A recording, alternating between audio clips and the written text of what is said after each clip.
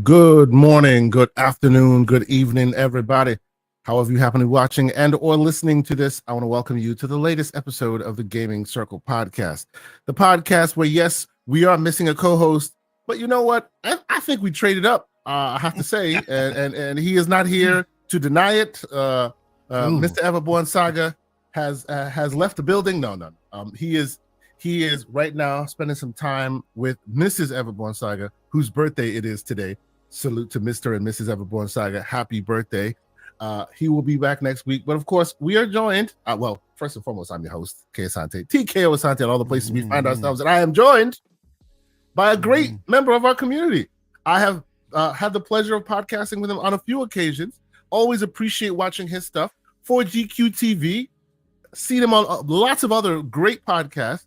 And now he joins us for the first time. Ladies and gentlemen, Cerebral Paul. What's going on, Paul? How you doing this morning? Waking up. Still waking up. I apologize. Yes, this is what we do on a Saturday morning. Who says let's get up early on a Saturday? Let's get up early on a Saturday. Yeah, well. This is what we do. No, this is what happens to men who work and have like children and all this. We find like small nuggets of time. And Saturday morning tends to be our time. Yeah, there you go. It happens, you know. Glad to be here. Should be fun. And yeah, I am gonna lay claim that KSR that Everborn is just dodging me, basically. Really, the birthday thing was an excuse. That happens all day, you know. So I don't deny it. I mean, the man, I said you were coming on the show, and then all of a sudden he was bloviating, came up with an excuse, and then hung up the phone on me. Yeah, see, it was weird. It was absolutely that's what it is. Yeah. So first and foremost, shout out to all the folks that are already joining us on the show. Thank you guys so much for being here in the chat. I see that our numbers are growing already across all the various platforms that we are broadcasting. I would ask you to hit that like button if you haven't done so already. Consider subscribing if you haven't done so. I know we do this on a Saturday morning. We're planning on doing other interesting things here and there. And if you are a member or a subscriber, you will be first in line to see all the wonders that we are bringing you on this here channel. We appreciate it. Paul, for those who may not necessarily see all your content, because I know you're on a few different channels, why don't you tell folks some of the stuff you do and what brings you to our fair channel today? Okay, so I have my own channel on Twitch, Cerebral Paul 1, where I stream. I've been streaming a lot more lately. In fact, just last weekend I did a 25-hour stream for Extra Life. I'm still recovering from that. I would imagine, yes.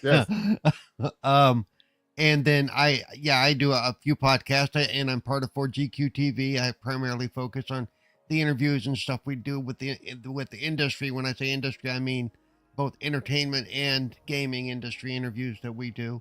As you can see from my background, I'm an editor for the Lords of Gaming platform, which is part of the Iron Lords brand. Shout out to the ILP, indeed, yes. And my focus a lot of times becomes on accessibility because I am a gamer with a disability. I have cerebral palsy, as the name would suggest. Funny thing is, I've had some people see that name and go, "Oh, you can't use that." I'm like, yeah, I can.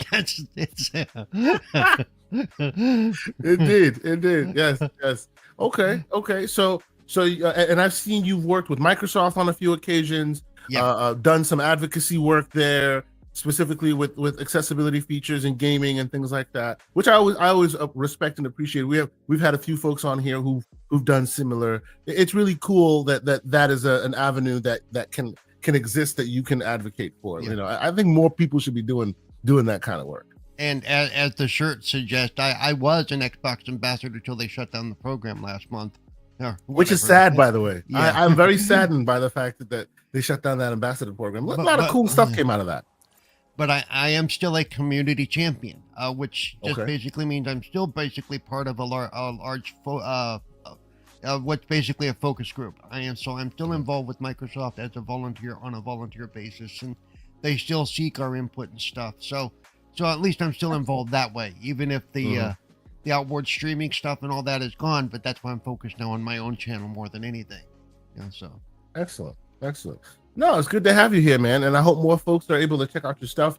When the show posts, I will make sure I put all of the details of your channel and all the other channels that you are related to in the show notes so people can have an opportunity to check out your stuff. You are part of many great organizations that I respect, so I appreciate you taking the time to be here with us. Let's get this thing started as we normally do, and you being our guest, you get first bite at that apple, as it were. What game have you been playing? What games have you been playing as of late? Primarily, as of launch, I've been playing a lot of Dragon Age Origins. Okay. Or not, okay. being Dragon Age Veilguard. Yeah. The Veilguard, yes. Are you a like a Dragon Age person? Have you played the previous incarnations? Oh, yeah. Okay. I love right, so tell us your thoughts. Yeah, I loved Inquisition, man. I'm enjoying it. Yes, it is a little heavy-handed in some of the preachy, but I've chosen not to let that ruin my enjoyment of the game. I kind of here we go, and it does feel a little out of place and kind of jammed in there at times. I haven't run into the infamous hot tub scene yet, but I'm not actively searching out things to complain about either. And that may sound bad, but I think that's what some people did. Oh, let's find out. We've heard so many let's find all the bad stuff. So, and some of the dialogue is really janky. But the combat is a lot of fun. I'm enjoying that. I have many hours into it. The game is deceptively large as far as what you need to do to get through the entire game. It really is, because all of a sudden it's like, hey, here's a new area. Hey, here's a new area. Hey, it's like, holy crap. I mean, because I've got to have close to 40 hours in the thing, and I don't know how close I am to the end, but I think I've got a while to go. But I am trying to do all the side missions and stuff too to build up my character so I can take on the dragons and all that stuff, because those fights are hard. I don't know how far you've gotten in the game, but man, those dragon fights. As you spoke, I pulled up my EA Play Pro account thing, and I am 19 hours and 51 minutes in. So I have a good amount of time in there, even though as you say, that's nothing. Like, people are 50, 60, 70 hours in and they're still finding more game. Yeah. So for what it is for me, I'm enjoying it. Hey, Mr. Joy in the Dark. Yeah. we have great people jumping in. Oh, I see the great Noof Nukem is here as well. What's going on, sir? It's good to see you. It's been a while. I hope you're doing well. Mr. John Wolf was also here. A lot of folks in here. So because you bring up Dragon Age, and you said you've played the previous versions, I have to ask: is this more heavy-handed than what you are used to in the previous incarnations of the game? I don't know if it is, or if it was because it was drawn to my attention before I started playing that I'm noticing it more. I don't know which is. Okay. Yeah. Could it be a situation of, because everyone's talking about it now, you're kind of seeing it everywhere? I see the point. Yes. Because like when this whole thing came up, and we've talked about it, we talked about it on the previous show, what we thought about it and all the intricate details and so, but I've been playing more of the game as well. I've been enjoying the game as well. I love the combat. To your point, I'm a rogue, so I'm getting in there with the double sword. It's awesome, right? But I've been thinking about it, and like games like a Mass Effect, which we laud BioWare as one of the greatest developers out there that brought forth Mass Effect. And for me, before that, even Jade Empire and a few other things, there was a lot of inclusion talk in those games as well. They just didn't put like buzzwords to them, you know what I mean? Right? Yeah. There weren't buzzwords there, but there was a Pan's character in Mass Effect 2. There was a lot of these kind of inclusionary talk among them. It just kind of came and it was part of the soup, and people just kind of kept it moving. Same with Inquisition, exactly. And I feel like now, and maybe this is me going, these kids, I don't know, but I feel like now that there are buzzwords, the DEI terms and the inclusionary buzzwords that all of the corporate elements are using, it's making it far more poignant. People are able to point to it and go, see, that's the thing, right? And it's a problem I've had with movies and stuff throughout the years too, where I don't mind when they have the messaging in there, but when they're slamming you over the head with it, like with a sledgehammer, you're like, okay, sure. I honestly hope that this game does not get penalized too much for it, because at its core, the game is great. Yeah, the game is great. I think it's an awesome game. I think it's fun. I've been playing it for some time, and I like the animation. I love the art style. All of it I think is hitting on high cylinders. I just I hope more folks get a chance to play the it. greater story is an interesting story. If you get away from the little individual things that you kind of go, the greater story is an interesting story, but like we can both probably, some of the dialogue is cringy. I mean, it really. Yeah. It's bullhorn talk. It's very definitely bullhorn talk. Absolutely. Absolutely. But yeah, I honestly think the sum of its parts does not hold it back. Like, there's ultimately the whole package, I think, is worthy of accolades. It's really fun. The story is intricate.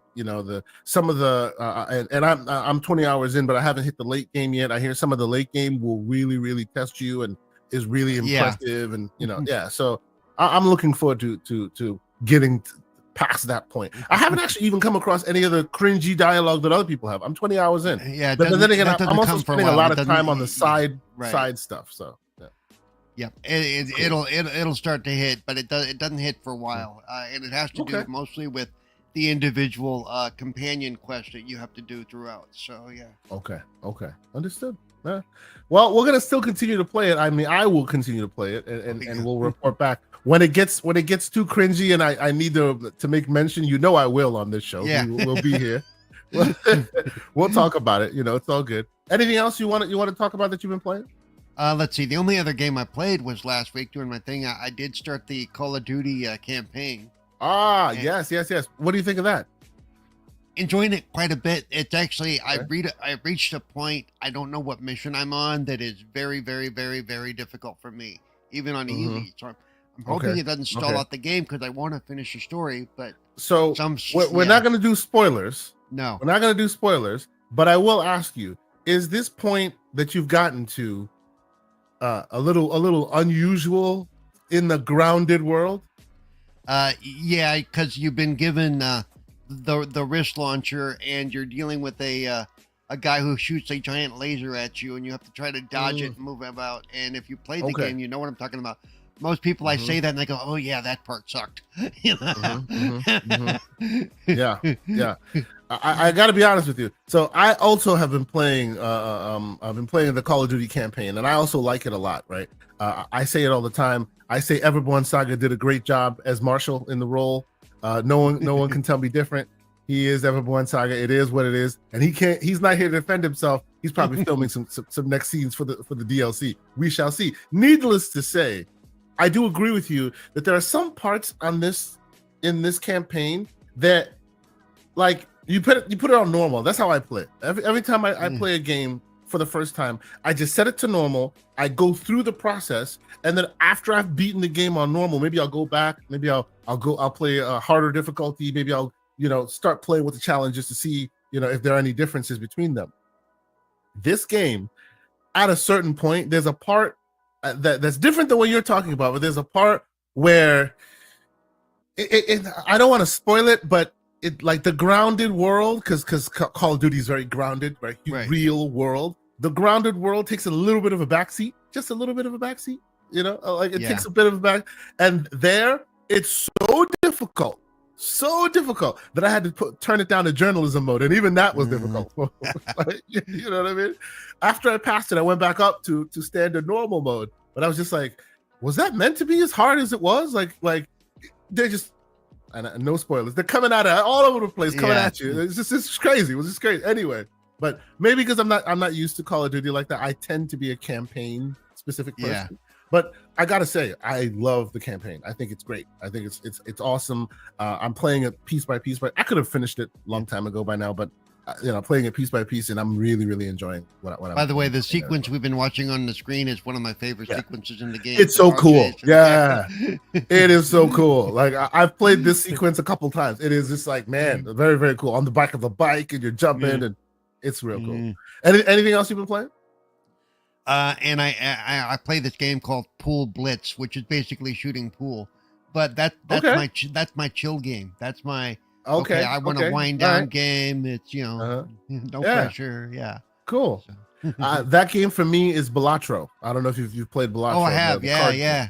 that's my chill game. Like my daughter loves it too. 7-year-old daughter, she loves it too. So we'll just be like, strategizing, helping each other. I wanted to, it might have been. Have you played that on stream on your? I have not yet. No, I have not played the on stream. I'm trying to. Because I actually bought it because I watched somebody playing it on a stream, and so I've got that. I haven't got that deep into it. But it's super fun. Yeah. It really is. Like the systems on display make you like wonder like a genius made this. Like it's amazing. It's really really good. Like such a good time. That's cool. That's really cool. All right, awesome. So all right, I will quickly talk about some of the games I've been playing.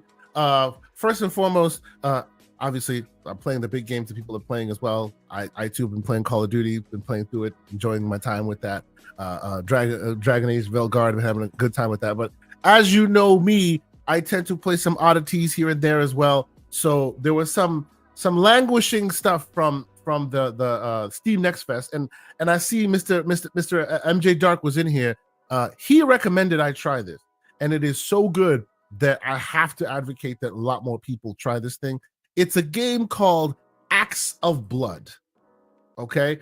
And I have been real big on, I loved games like Sifu, which I believe are the evolution of the beat 'em up, right? Back in the day, 2D bad dudes beat 'em up. Like Sifu evolved that into the 3D realm in such a great way. I honestly think this is similarly as well. And what you're seeing here is a crude demo, like literally a crude demo. It is a demo of a demo of a demo, and they know it. They've said that. This does not represent the final game.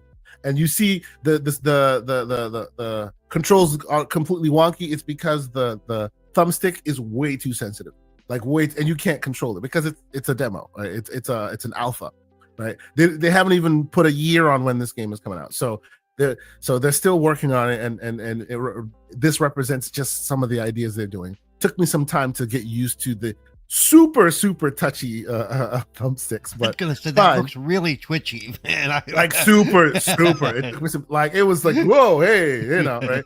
But if you've ever watched the movie The Raid, that's what this is, and it's by developers of that region. One of the few developers of, and I'll look it up while we talk. I think this might be their first game in that they want to release. And man, oh man, like the world still needs a little bit to be worked on. Let me skip ahead. Obviously, as you can see, you can change clothes. You can basically the game.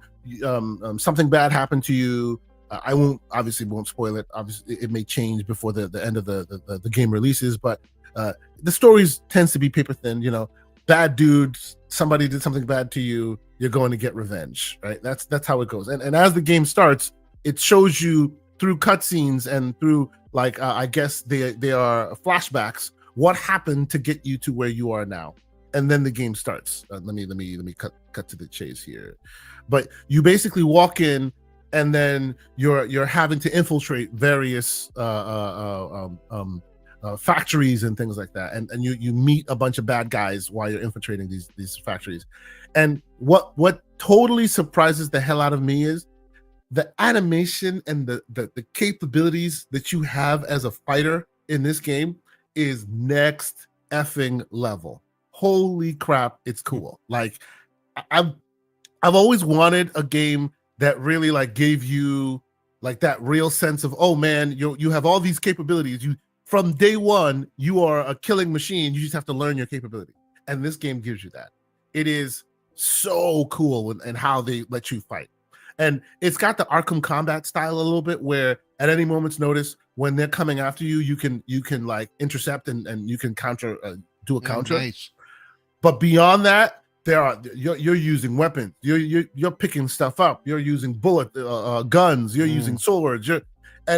And it's just the dynamism in combat that it gives you. It is, wow. Oh my God. Anything can be picked up. Anything and everything is a weapon. It does look a little bit Acts like of Blood. Nice. It does look a little bit like the Arkham style, which I like. So yeah. And it gets more and more intricate as you go along, and the bigger bosses and things like that. Yep. Yes, that thumbstick is crazy. It took me some time to, and I sent them feedback hey, specifically on console, on a controller, you may want to give people some sliders to be able to, to deal with that. I actually had to go into my Xbox controller on the in the software itself to bring that down in order to be able to be a bit more, But yes, I hope I hope this game eventually turns into something that people can play, because right now you can play this if you have any kind of handheld or a PC or anything like that, your ROG Ally, your Steam Decks, things like that. You can go find it. It's called Acts of Blood. You can play it for free right now. It's a full demo, and man, oh man, it is like it has potential. Like, obviously, you see it. It has some 360 elements. It has some incomplete elements to itself. There's some parts that you can definitely tell. Oh yeah, it's not done yet, right? There's still some growing to be done there. But what they have is quite special. Like, I played through the entire thing twice because I'm just like, wow, this is the dynamism and the tools you have to accomplish some of these tasks. You're just like, man, oh man, these guys knew what they were doing when they built this thing. So I hope this game catches fire. I hope more people get a chance to see it. It's called Acts of Blood. It's on Steam right now as a demo, in the demo form. I don't think there's any plans to release it on console yet, but as you can imagine, these indie things, once they catch fire and people like them and it makes a splash, either he'll get a publisher to be able to help him put it on other platforms, or it makes enough money that they can port it to another platform. So hopefully we get more and more of that. But yes, that's one of the games. Cool. It looks really cool. Yeah. It's so good. It is really good, and the fact that it's made by, I think it's a Filipino developer, and like it is really like speaking that Ong Bak gameplay, and people who remember the movie know what I'm talking about. It is exactly like it. It's so much exactly like it. The feel, the colors, the atmosphere. It's excellent. It's excellent. I gotta say, I'm watching him fight in this sequence, and it reminds me a lot of the movie The Dark Knight. They actually did a very special type of fighting where it was all in close, where he never really reached. It was a lot of short jabs and using your elbows and stuff, and that's what this guy's doing. Yes. It's very visceral, very brutal. Yeah. Like the takedowns are just like, ooh, like really, really hard. Like you could tell they took some time to do. And I know the argument could be, oh, maybe they should have put a bit more time into making the world building a little bit better, or making the stages fleshed out a bit. It seems a little kind of generic. And I think that there may be more work to be done there. But what they've done with the combat is quite special. It's quite special. Yeah, like, it really looks cool. It's really, really something. Yeah. Acts of Blood. Yeah, and it's not acts as in AXE, acts as in ACTS, an act of blood, acts of blood. So yes, y'all should check it out. It's on Steam. It's in demo form. Anybody can check it out right now. ROG Ally gamers, Steam Deck gamers. If you have any kind of handheld or PC, you can do that. Hopefully, soon enough it comes to console, because I think it very much deserves more people's eyeballs. It's really cool. Let's see. And then another game I've been playing, and this one I'm very disappointed about. I have a few of them that we'll get there.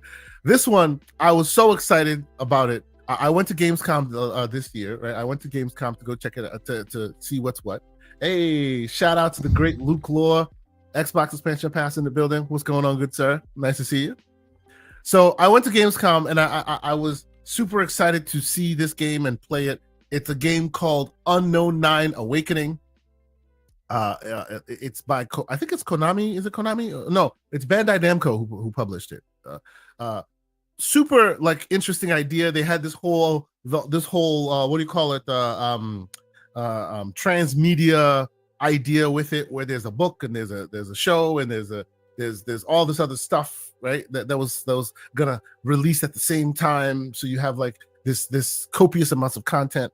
But I gotta be honest, the game itself released so buggy and broken and kind of generic.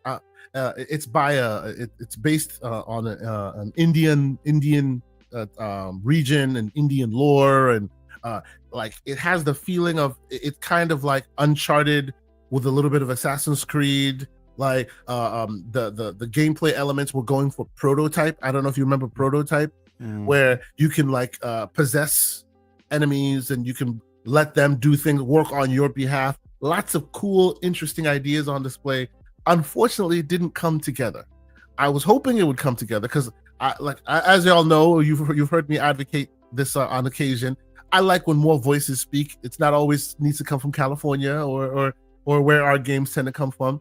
The more unique voices are in the building, the more interesting storylines we get. So when more different developers jump in the mix, I like to champion them. I like to hope that they achieve success, so we get more voices in there. And this was potentially a spark in that direction. But I got to be honest, unfortunately, like I will skip through. Beyond the bugginess of it, it's just quite generic. It didn't really pull the trigger and keep you engaged from either a story perspective or the gameplay perspective. It does have, as you can see, it does have a lot of stealth aspects to it, but it's also, the AI is very, for lack of a better term, dumb.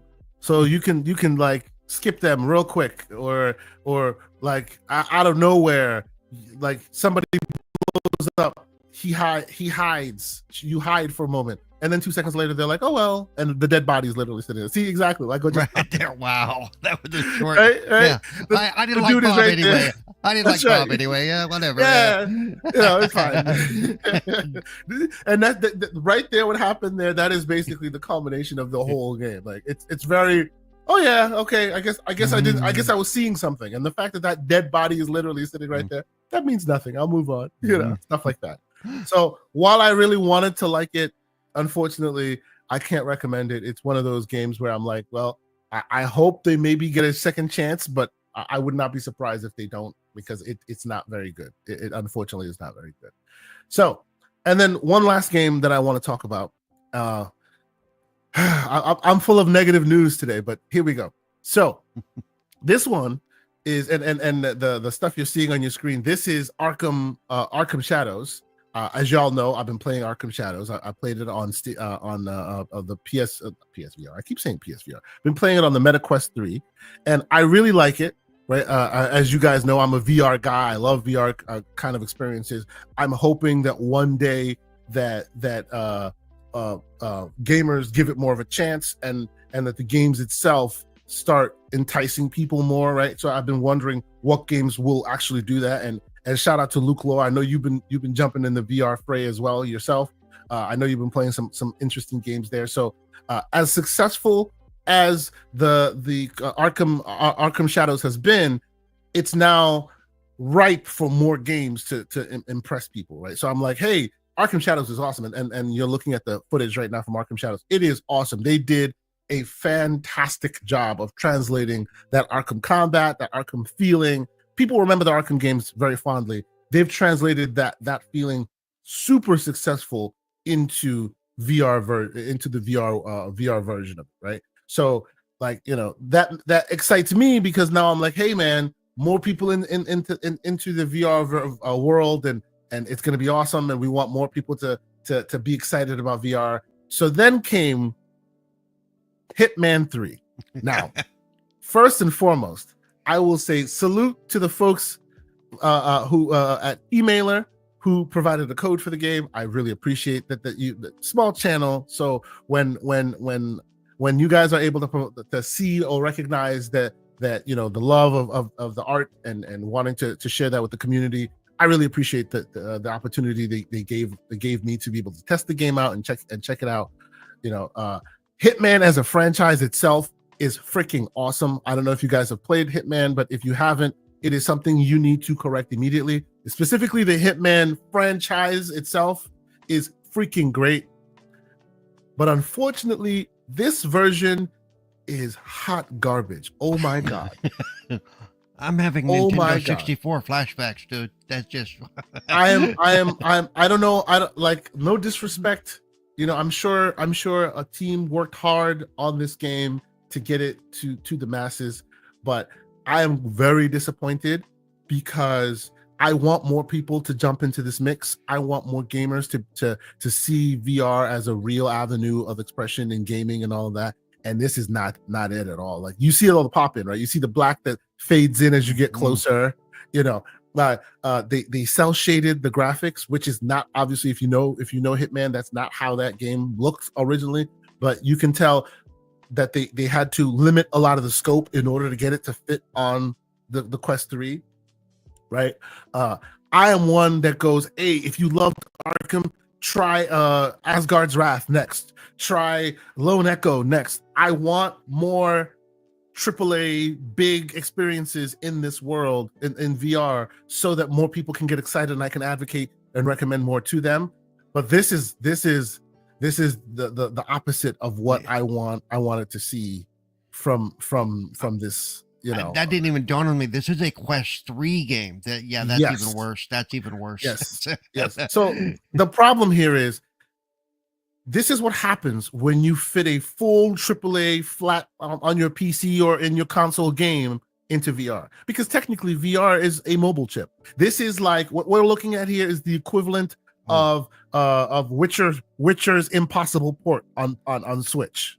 That's literally what this is. A full flat big AAA game fit on a mobile processor. And what are the concessions that need to be made in order to get that to happen?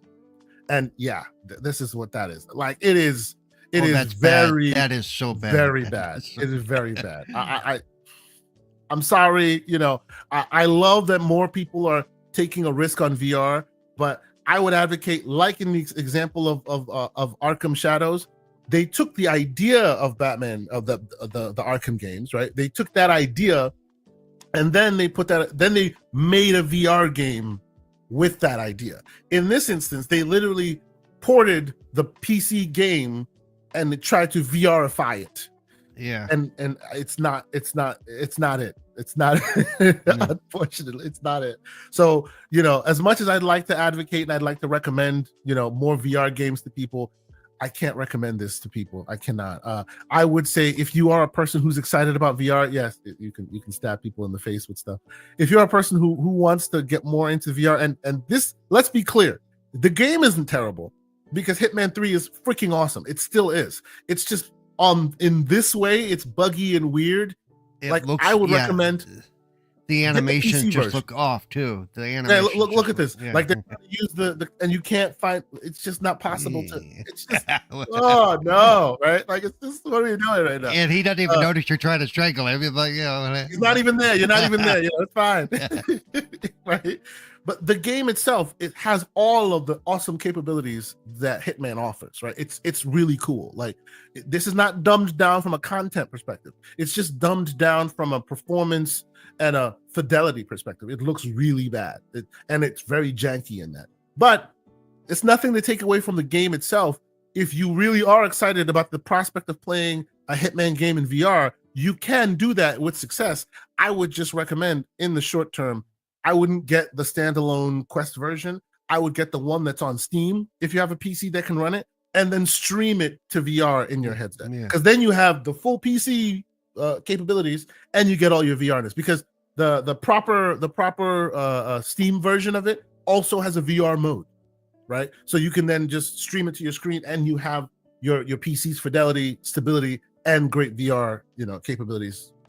You just can't do it standalone. The standalone version right now, not good. I'm sorry to say it is not good. But let me ask you, what is your experience with VR? How I know as a person with disabilities, as a person who advocates for more accessibility in gaming, how does VR fit in that? I do have a Quest 2. And I basically like there's a mini golf game that we play with friends that's pretty good, even though every once in a while I'm just moving the stick all of a sudden I tap the ball. That's my move. Okay, screw it. And more games do have a sit-down mode, which sometimes works, sometimes doesn't. I have the Star Trek Bridge Crew game, or whatever it's called, Bridge Crew. And the issue I had there is a lot of the games want you to reach for they expect you to be standing up, and you got to reach for something that's supposed to be really close to you, and you can't get to it. Or like my favorite, the one that I was first introduced to it with, the Vader game, the Darth Vader. Oh yeah, which is pretty good. Because the first time you're looking up and you feel like there's somebody standing over you. You're like, holy shit. Some scary stuff. Yeah. But I dropped the spanner that I had to use, and I couldn't reach, and you just reach down to your waist and it's there, and like I'm trying, but because I'm sitting down, it's not registering correctly. Yeah. But and I played Demio, lots of Demio. I love Demio. Demio's great, awesome. Yeah. Demio's fantastic. I agree with you on that. And for those who aren't aware, Demio is basically it's basically the beginning of of what's that Netflix TV show that people love so much with the kids in the basement playing. Oh, you're talking about Stranger Things. Stranger Things. It's the beginning of Stranger Things.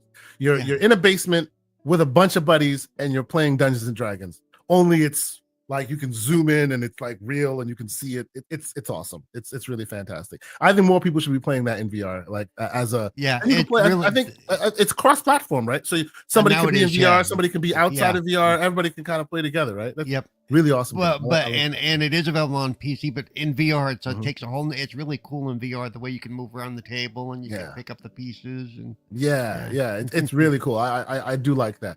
Yeah, it's just and I will get this off the screen again.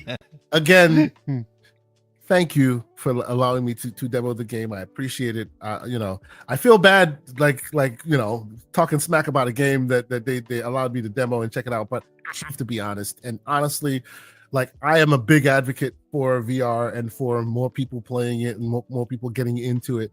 And I feel like this game specifically counteracts that. It's detrimental to adoption of VR, right? Every experience needs to be better than the experience before it. And this drops the bar even lower, right? If you started with Arkham Shadow, stay far away from this. Don't do it, because then it'll change your mind about it potentially being good.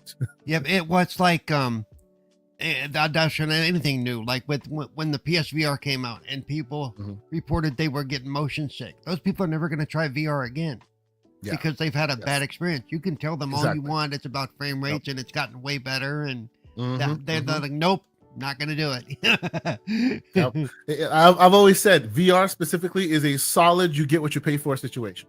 Like solid. The more money you put into it, the better your experience will be. Do not, if you've never experienced VR before, do not put your phone on your face. No, don't do it. Don't put cardboard on your face. Avoid Labo. Find the biggest, baddest, most expensive screen you can find. Put that on your face, and that'll give you the experience that you expect. And then we'll worry about finding cost-effective ways to get there, right? But it's always about, first and foremost, the quality and the fidelity of the image, which by and large Quest 3 will give you. Quest 3 is pretty decent. It's really, really good. That's the one I advocate most people buy. So there's that. Yes, Demio can now be played without VR. Demio can be played on a flat desktop. So people who are on a flat screen can play with people who are in VR, like all at the same time. It's pretty cool. I when more people can kind of interface in that way across multiple technologies, I don't know. That's very impressive. I really like that. I would think Demio would do well if they brought it to console. Seriously, I think so too. Yeah. More and more people should play that game. I think that game is amazing. It really is excellent. But okay, so before we move forward, a shout out to the over 130 some odd folks that are watching and from all the various platforms that we're broadcasting. Salute to you guys. Thank you so much for being here. Hit the like button if you haven't done so already. Consider being a member. Subscribe if you haven't subscribed already. Hit that bell icon, as they say, so you know when we have new content on the channel. I appreciate y'all for being here. This is really cool on a Saturday morning. Thank you so much. But we're gonna get in here. Oh, and because we are so focused on our community and in our chat, I will say, and I agree with that. Luke saying, Cerebral Paul, I appreciate your work and your voice in the gaming space. So say we all, sir. So say we all. Here. That's all. Hey, Luke, that is greatly appreciated. I've known about you for a long time, and frankly, I didn't even know if you knew who I was. So yeah. Luke is a great dude, man. I love Luke. Like, getting a chance to meet him was a highlight of my trip last year. Really, really cool dude. I look forward to hopefully seeing him again in a venue soon enough. We need to talk, Luke. Are we doing June again? I think we should do June again. The Xbox June showcases and whatnot. It was so cool. Anyway, I would love to get out to that one year. Oh my god, it would be awesome, man. It would. We would love to have you, because there's a cabal, there's a group that has joined us. Says every year we're doing this, and I'm happy to join that group every year. I want to be part of that. So that's really cool. But okay, let's get this thing started. Let's talk a bit of news and things and like that. And before I do, Suicide Kings asks a question. He says, K, is the Quest 3S a valuable purchase? Sir, I say yes, and yes. It is awesome. The 3S specifically is very cool because it's very cost effective and gives you the best of both the Quest 3 and the Quest 2 at a good price, right? They had to make some certain concessions here and there to make that price work, but where it matters, you get all the bells and whistles. You get the right processor, which is great. You get good lens optics, which is great. Yeah, it's not the latest and greatest tech, but like that's a good place to start. Like this holiday season, if you want to get into VR, I would advocate the 3S. That's the one you should buy, and it's $299, so it's relatively affordable. So yeah, I would recommend it. So for everybody in the channel wants to know, my birthday is coming up in December. You want just saying, hey, put it out there. Yeah.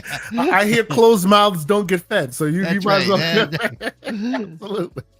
Yes. So if you have somebody you want, if you have somebody you care about that you want to get a gift for, whether on a stream or in your life personally, the Quest 3S is definitely something you should talk about. Actually, yeah, I would say look to Luke. He recently got himself one. Fantastic. He's been having a good time with it. It's awesome. I think people should definitely give that a shot. But okay, let's talk a bit of the news things that are happening. So first and foremost, we talked about this last week, but I want to get your take on it, Paul, because you also have been playing Call of Duty, and the news about Call of Duty so far is coming out right now is pretty great. A lot of people playing it, people really loving it. The numbers are coming out,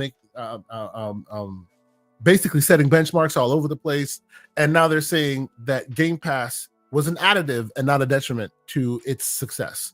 So, are you a multiplayer Gamepass? Are you a multiplayer Call of Duty player? I'm not sure. I primarily never jump into just public lobbies because those people are mean. Yeah. Oh yeah. But I do have a group of friends, including a bunch of mutuals that we know, like Mag and Mike and I have my own group of friends from the Xbox program that I will play with on a regular for almost any multiplayer game, no matter how bad I am. And trust me, when I say I'm bad at Call of Duty multiplayer, I'm bad at Call of Duty multiplayer. I'm like, if I get 5 kills in 3 games in a row, I'm ecstatic. Okay, I'm like, okay, that's cool. It's all good. Yeah, that's right. I love it playing the game. That's right. Yeah. And being with people that are having fun and understand my limitations and don't sit there and tell me how bad I am, because I know how bad I am. I don't need. And actually, it was Call of Duty way back in like 2007 that it was that toxic audience that pushed me away from online gaming, because I can attest to that myself. Yep. Because it was so negative and so, God, you suck. So go play other stuff, and you shouldn't even be playing. I'm like, oh, I don't really need this, So I have very much changed how I deal with. Do I want to deal with that, or do I just want to go in and have fun? There are very few multiplayer games where I will jump in just to have fun. Wreckfest, if you've ever played Wreckfest. Yeah, definitely. Games like that where you're just jumping in to smash into people and you're not really on a team per se. I'll do that all day, but yeah, anything that can be considered competitive, like Call of Duty or even Fortnite, I'm like, nope, I ain't doing it, because even if they're not in even if you can't hear them, you still get those lovely messages after the match. It's like, come on, I don't need this. I'm doing the best I can. Yeah. Of course. And it's all about gaming. Should always be about fun. Absolutely. And I mean, first and foremost, when there's the bunch of us that play each other that have known each other for about 6 years or so, we will, if somebody's having a bad game, we will tease them, but never in a nasty way. One of the biggest things is, man, you're doing worse than me. You are really having a bad night. No, and I have friends who are really loving the I have friends who are really loving the multiplayer and all that. Shout out to Boomstick. He is like, he is spending his time enjoying the fact that he's whooping the butts of the youngins. Like, he's like, I'm in here and I'm getting great kills. Yeah, I'm not about that life. I love my campaign. Like you, early on, I had some bad experiences online with people in lobbies and things like that, and it's just toxic and ridiculous. And You see my gamer tag name, or you hear my voice or something like that, and then the racial slurs start coming out, and and you can hear that in their voices that they're like 10, and you're just like, Jesus Christ. I just feel bad for your parents at this point, and then I hang up. I used to tell him flat out, hey, at least I can pay for my own console, you little shit. Wow. That is great. But yes, that stopped me from gaming online like that for a while. So yeah, I can definitely understand that. For the better part of 10 years, I did not game online. Myself as well. Like I would say, I'll tell people, for example, the Halo Master Chief Collection. I have played that campaign from end to end so many times, but I can count on maybe one or two hands how many times I've played the multiplayer because of that exact reason. Because it's just too much negativity, and I mean, from time to time, buddies will call me and we'll get into a private lobby and we'll have a good time. But that's the extent of it. That's the extent of it. It is what it is. But yes, so it looks like by and large, Call of Duty has benefited from Game Pass. I know you keep your ears to them streets. We try hard not to. I try hard not to partake in the back and forth on all this stuff. But there was a narrative building that Call of Duty going into Game Pass was going to be the kiss of death for either Game Pass and or Call of Duty. Right? It seemed like Call of Duty and Game Pass were oil and water. But now the conversation seems to have shifted a little bit. What do you think of that? I will say that I've always understood that Game Pass is a good thing, and for good or for bad. But one thing they do right, and they've done it with Call of Duty. They did it with the Forzas. Is that $30 upgrade? It's like, yes, I'm playing the Call of Duty version, but hey, I paid $30 to get the $30 upgrade to make it the $100 version. So that's money in their pocket. And I know a lot of us who did that, So you can't say, oh, you're just playing for free. Because one, we're not playing for free. We subscribe to Game Pass.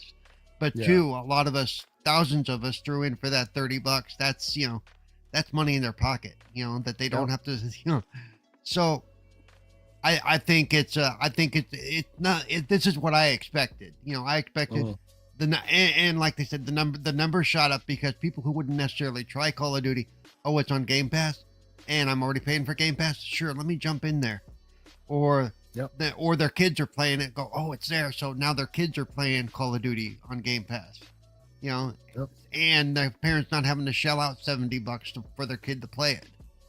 So yeah, I don't understand the negative talk about. It's going to be the death knell of the gaming industry. No, the gaming industry is just changing. The way we consume our games is changing. And some companies will change with it and adjust, and some companies won't. And we'll see what happens over the next 10 years or so. Yeah.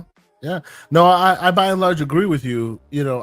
I think it's interesting times where a subscription service can be an additive in the landscape of live service games, right? Like, because you won't get me day one with this kind of game, right? Especially if you don't have, if the emphasis isn't on the campaign, you won't get me day one with it. But if it's in Game Pass, why not, right? And if the game is fun enough and exciting enough, you might then get me in the multiplayer, right? At least for a while, until somebody throws a racial slur at me, and I'm like, okay, I'm done, and then I keep moving. But I do see that it is very much it's become very additive, right? It's kind of helping each other, but both the Game Pass of it is helping translate to the folks who may not have jumped in the first place, and because a lot of more folks can jump in now, the name of that game stays in the zeitgeist longer. I feel it is a very interesting time for that.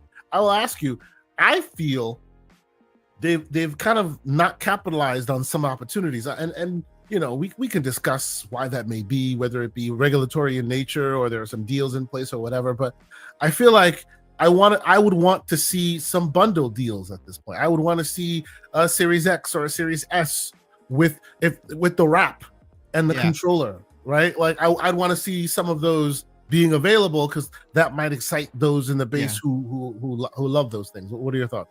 Primarily, all I've seen is, hey, if you order Little Caesars, you get double XP. and I'm not a Little Caesars guy, so. Yeah, exactly. I've seen like, what is it? The Mountain Dew and all these other things, the stuff that they do. Yeah. But, but I agree with you. And I'm hoping maybe that we're coming up on Black Friday, we're coming up on the holiday season, they are going to do some bundles and they are going to do some things. And I don't know why they don't push more of those wraps, because those wraps are great. I bought one. Freaking awesome. They're awesome. They're great. Before this wrap was on my box, the box was completely wrapped in Starfield, which has now been retired. And now I have another wrap. It's reminding me of the days of the 360 interchangeable. I was just going to point that out. I had like 4 of those face plates, and every once in a while, just depending on my mood, I would change the face plate. Change them out. Yeah. It's really cool. I was talking to Boom, who recently did an unboxing of this specific these wraps. He also says the same thing. The only thing he said was he wishes that the wraps had magnetic attachments rather than Velcro. Which I thought they were magnetic. Wow. No. Hold on. Let me see if I have mine here. Hold on. Okay. There we go. So this is Velcro. So this is the the Starfield one. Velcro attachments. They should be magnetic. If they were, I think that'd be a bit more. It'd be a bit more, Yeah. It would just feel more clean if instead of you just got a click. Okay, cool. Yeah. So no, I like it. I like that they have these things available. I think more and more of them should be available. It's great. I just wonder why they haven't like released that yet. There's no push in that direction. And like I said, speculation. It could be because regulatory concerns or some deals with PlayStation as to how they market it and blah blah blah blah blah. Yeah. Well, and some of it too is each of the even though Xbox has its marketing, Bethesda has their own marketing wing too for their stuff, and so does EA. True. Not EA, but so does Activision Blizzard. They all have they're not all in one big room all together all the time. They all the time. Each division has their own thing. So, and I too kind of wish they would do more on that front. They did some really big stuff with Call of Duty. It was in Times Square. It's on all the buses in New York, according to Lemon, who's a bus driver out there. So he knows, he sees it on his bus all the time. But yeah, sometimes it feels like they don't take advantage of the hype, or they're not capitalizing on it. Yeah. Right. Yeah. So it seems, and the reasons why we can all speculate for days, some people just say, they're just not good at marketing. Others say, hey, it might be some deals that we're not aware of, or some concessions that they had to make in order to buy and get called. Who knows? It's just it just looks like a missed opportunity, and I hope that by Christmas we do see Black Friday and Christmas and all that, we do see some of those, because I enjoy my console. I still play it pretty frequently, but I'm not a console main person as I used to be, right? But there are those among us who still love their consoles and want to see their consoles represented in that way. So hey, for my console bros, I hope that they offer some interesting offerings there for me. Because I'm primarily a console guy, because my PC is almost 7 years old and kind of on its last legs, and I'm lucky it can stream for me, but it ain't playing on the new games for me, I'll tell you that. and as long as your console is working fine and you enjoy playing it, there's nothing wrong with that. Absolutely. Some people enjoy one versus another. I say I'm a PC guy, but more often than not, I end up, because I'm on the go all the time, I end up playing on this thing. It's handheld, right? That's which is concessions all over the place. There's no ray tracing, crazy fidelity on that. No, you're just playing something on the go. It is what it is. So yeah, it's good. I'm happy to see that this is so far working out for them, because Lord knows they needed it. Like, they needed, both Call of Duty as a franchise needed it, and I think Microsoft also needed it, because remember, the last Call of Duty wasn't so great. The last Call of Duty people were happy to dump all over it, and this one seems to have passed the Rubicon. It's by the way, just to stay on brand for me, since we did talk about Game Pass, from an accessibility standpoint, Game Pass is a godsend. Okay, because it used to be it used to be that I would buy a game because it looked cool and everybody said it's a cool game, pay at the 50, $70 for it, and this was years ago, so cost of living wise, that was a lot more money, Yeah. And then not be able to play it. Yeah. And there would be no way to return it. No way. You opened up the box, you're screwed. Kind of like buying a game on PlayStation. As soon as it's on your, on your hard drive, you're done. That's right. Yeah. At least with Absolutely. Game Pass, I can say, oh, this game looks cool, and try it. Like what was that that music game that came out last year that everybody on Game Pass that it was the rhythm game that are you talking about Hi-Fi Rush? Yeah. Yes. Which game? The only reason it made it that big was because it was on Game Pass. I guarantee you that game would not have done as well if it wasn't on Game Pass. But from my point of view, I got so far, and then I can't do the QuickTime events in that game, and there's no way to adjust them. So then I was like, I'm done. But I didn't have to pay money to find out that I'm done. Yep. No, I appreciate it, and I've spoken to a few accessibility advocates that have said similarly that Game Pass is a godsend for them because it allows for you guys to test out, because every disability is different, and as much as good as the developers try to be and account for them, they may not be able to account for every game. So not every game will be for every person with a disability. Yeah. How will you find that out? You jump in hoping for the best, and then more often than not, you've lost your money, which is so unfortunate. So it's good. It's good that Game Pass has that ability to offer you guys. Ask the guy who plays Helldivers on Sony and can't play the damn game. That would be me. That sucks. Yeah. That sucks. It's just is it the way way too quick as far as doesn't give you time to, and the controls are a little, there's a lot to them. Hold this button down while you push this stick up, and push this button at the same time, and it's like, I ain't doing that.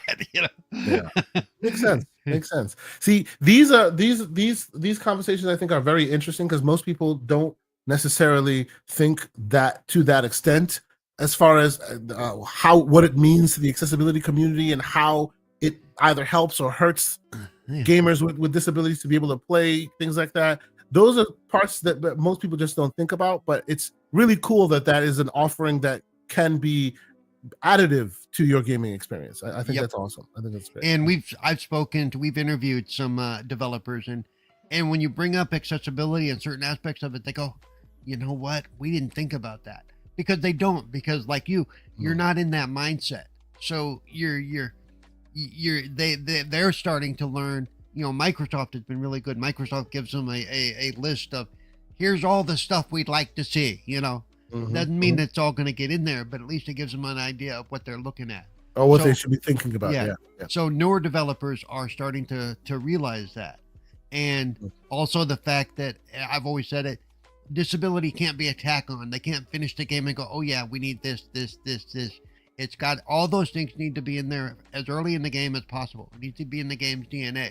We're going to have closed captioning. We're going to have control. We're going to have control assist for this, that, or the. And as soon as, the more they do that, the better things are going to get for people like me. Because I'm pushing 60, but hey, guess what? I plan on playing video games as long as I can. And it'll be a sad day, the day that I can't play a video game anymore. I bet, but by the time the games become difficult to play because of something like this, you'll be able to interface with it in a mental way. You just plug something back here and the game will play itself.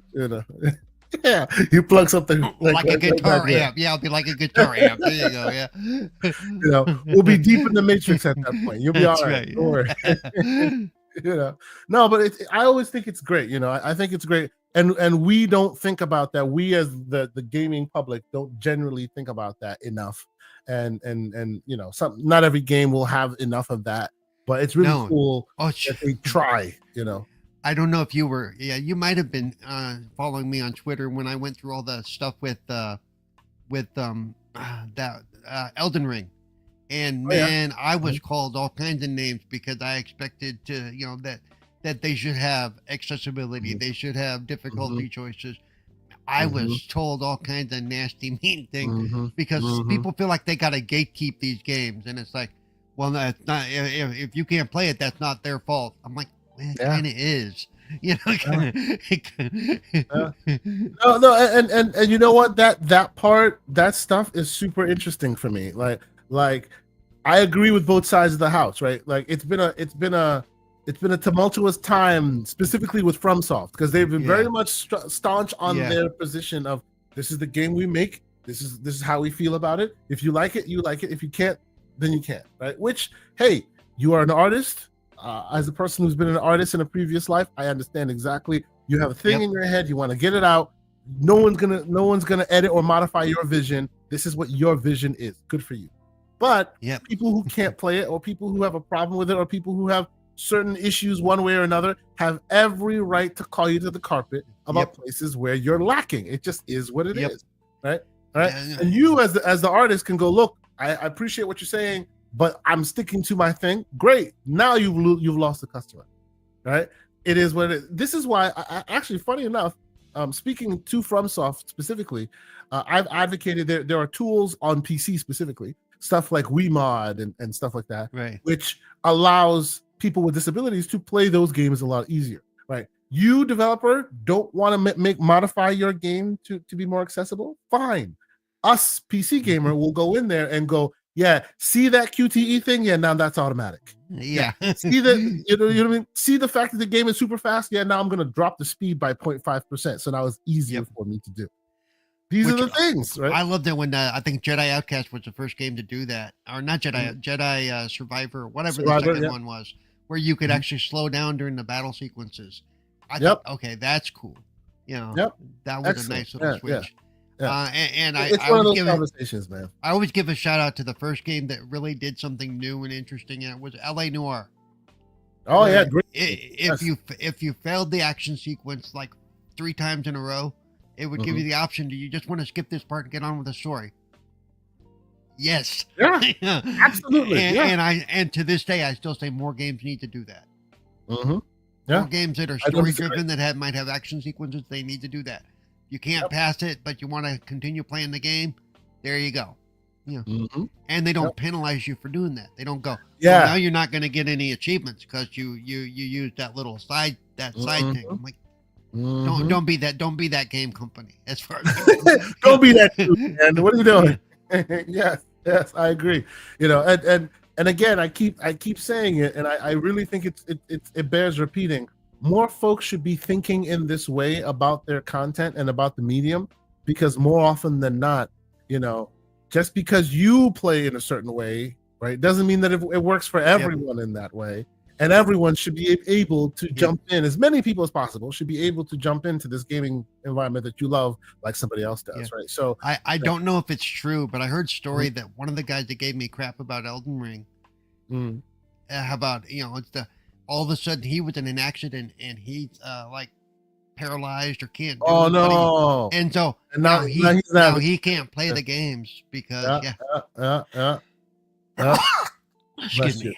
No, like we will all one day, whether you're abled 100% or not, we will all one day, as is the case with life, be at a level where we need assistance. That just is part and parcel of this experience that we call life. So be careful in how you gatekeep today, because tomorrow you may be the one that needs that assistance. It is what it is. You know what I mean? I mean, how many of you, I sit there and watch every day, you guys go, oh, my reflexes aren't what they used to be. Well, yeah, welcome to my world. You know, we call that graybeard syndrome. It's fine. It's fine. We'll be all right. You know, yes. But let's move forward to our next story. Take-Two sells Private Division. Now, to the unnamed buyer, not sure who they sold it to, but Private Division and 404 have both been coming up in very interesting places as of late, right? 404 recently, and we'll talk about that. 404 recently published a certain game, certain Death Stranding on Xbox, and Private Division has been the sub publishing brand that Take-Two has been using to do a lot of interesting things, both on PC and in console, and they're showing the image of No Rest for the Wicked. They're publishing that as well. Like, they've published No Rest for the Wicked, The Outer Worlds, Ollie World, like Hades, right? And now they've been sold.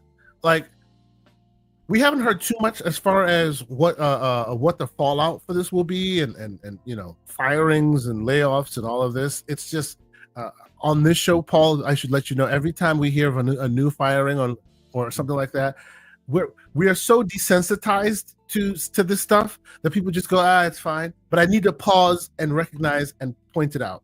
Another one is happening. Yeah. So to me, this is me pointing this out. Another one, and I hope this is just the deckhands changing, the checks still keep flowing, and the workers still keep working, because like this one, Annapurna, a few others, they seem to be publishing interesting games that I tend to like. Like I can almost talk to about almost everyone on this list here on the website. I love Hades. I love Ollie Ollie World, which unfortunately the publisher is no longer, the developer is no longer with us. I have great respect for Kerbal Space Program too. I tried it a little bit. My son likes it a lot. Outer Worlds, obviously. I haven't played Tales of Shot. It makes me wonder where Outer Worlds 2 is going to stand, because that was supposed to be coming out soon. Yep. Well, but the Outer Worlds 2, I thought that was the Outer Worlds 1 happened during the transition where Microsoft was purchasing Obsidian. Now, I think the Outer Worlds 2 would be solely published by Microsoft. Am I wrong? Maybe. I'd have to look into it. I'm not sure, but yeah. But yes, this too is happening. They have sold to an unknown buyer. What will the fallout be? Lord knows. But I felt like pointing it out because unfortunately, every minute we turn our heads, more ground beneath our feet gets shifted. It is kind of unfortunate. It's kind of weird, kind of sad. But yeah, them's the breaks. More to come in this space. Let me pause real quick and say thanks once again to all the great people that are in here. I see folks in the chat. If you have any questions, anything you wish to bring to the forefront, just make sure you get my attention on that, and we'll definitely bring it up on the stage. Thank you guys so much for being here. I want to take a quick little pit stop and talk about this. I made it my thumbnail, which is Death Stranding Director's Cut on Xbox. Right now. Let me just draw a funny real quick. Every time I see the term director's cut, I think longer. And I'm thinking that's one thing Death Stranding really didn't need to be. It was longer. Didn't need to be longer. No, it didn't. No. So I guess I'll start there with you. How much experience with Death Stranding do you have? I played it when it was on Gamepass last year or a year before, whenever it hit Gamepass for a while. Man, it's a walking simulator. And as somebody who can't walk, it was kind of, it was like, holy crap, this is a lot of work. Did you like it? Did you finish it? No. I played it for many hours, but it seemed to me there was a whole lot of, okay, you just came from this direction, now you got to go back that direction, but not the same way you came. You're gonna have to find the new path, and it's kind of janky that way. So I'm like, I ain't doing this. After like 30 or 40 hours ago, I'm like, this game is not drawing me in enough to relate. I don't know why I played it as long as I did, because I found it, no offense to anybody who likes it, I found it boring. There was nothing engaging about the story that it was trying to build, because there was nobody there. I mean, you were going from place to place. You were a UPS guy, and so, and you had to try to balance the crap on your back, and it's like, no, I ain't doing that. Yeah, so I didn't find it engaging, but I'm glad people do. So I too, when I first played the game I think when it came to EA, Epic gave the game away for free on the Epic Game Store a couple of years ago, and I put some time in it there. I even played it on PlayStation 5 or 4. I think I played it. The original, I'm pretty sure I have a console version of it. But I guess the reason why I started off exactly like you, where I was like, it doesn't connect with me. But like you, I put ungodly amounts of hours into this game, right? And after a while, I started understanding it. Obviously, this is Kojima. His stories are always very weird and very esoteric, and always they're borderlining inappropriate. This is what he does. It's his shtick. It's fine. People love it. That's fine. I'm not taking anything away from him. But it took some time for me to grok exactly what he was doing. I found myself understanding what the gameplay elements were. Right, it is like people reductively call games walking simulators. This is literally a walking simulator. That's what this is. Like people are pejorative. Oh, it's a walking. No. This is a walking simulator, and how much the terrain has to affect the way you walk, and oh, you're tipping too much this way. Oh, you're tipping too much that way. You got all this stuff on your back. I saw what he was trying to build there, right? Some people went all in, and they're like, "Oh, it's the Strand games," and I'm not that far. I don't think it's a genre. 2 games don't make a genre. I see you there, Lucius. 2 games don't make a genre. Strand games, no. But I will give it the credit it deserves. I think it did come up with something interesting. What I think is interesting about this news here with it coming to Xbox is this is the first time, with the exception of like MLB The Show, which people give it, oh yeah, that was an MLB game and it's published by MLB, sure, right? It's developed by PlayStation and published by MLB to Xbox. This engine is solely PlayStation's engine. This is the Decima engine. This is the engine that runs Horizon Zero Dawn and Forbidden West, right? And until it went to PC, which it still ran those games, it never played on anything else besides PlayStation platforms and PlayStation games on PC. Yep. This is the first time. And they used to say it couldn't. It couldn't. True. Oh yeah. It's always just like, Love the marketing. Yes, that's right. And this is the first time that the Decima engine is playing on Xbox, and by and large, of course, obviously, it's playing well because it's an engine. It's an engine. These things are all the same. They're kind of interchangeable at this point, but people don't see that. But I think it's super notable because, like, is there a world? And you tell me what your thoughts are here, okay? Because that's what brought this about for me. To me, the game coming out on Xbox, okay, cool, right? It's $20. You can buy actually 17. Well, the $20, but this is this is the UK version of it. It's £17. But what made this interesting for me is the idea that for a long time, people were like, oh, well, this is just Xbox giving away their stuff. They'll never get anything from anybody else. This is them just giving away their stuff. Then people will throw out the idea, hey, how about MLB The Show? Well, that's MLB. Now there's this one as well. That's different. Now we're moving the goalpost. That's different. That's different. But now we have a Decima engine built game, which is a solely proprietary PlayStation engine with the game on here, right? With the game on here, and obviously with this comes the news that Kojima has bought the rights to Death Stranding from PlayStation, so it is now his game, not a PlayStation game.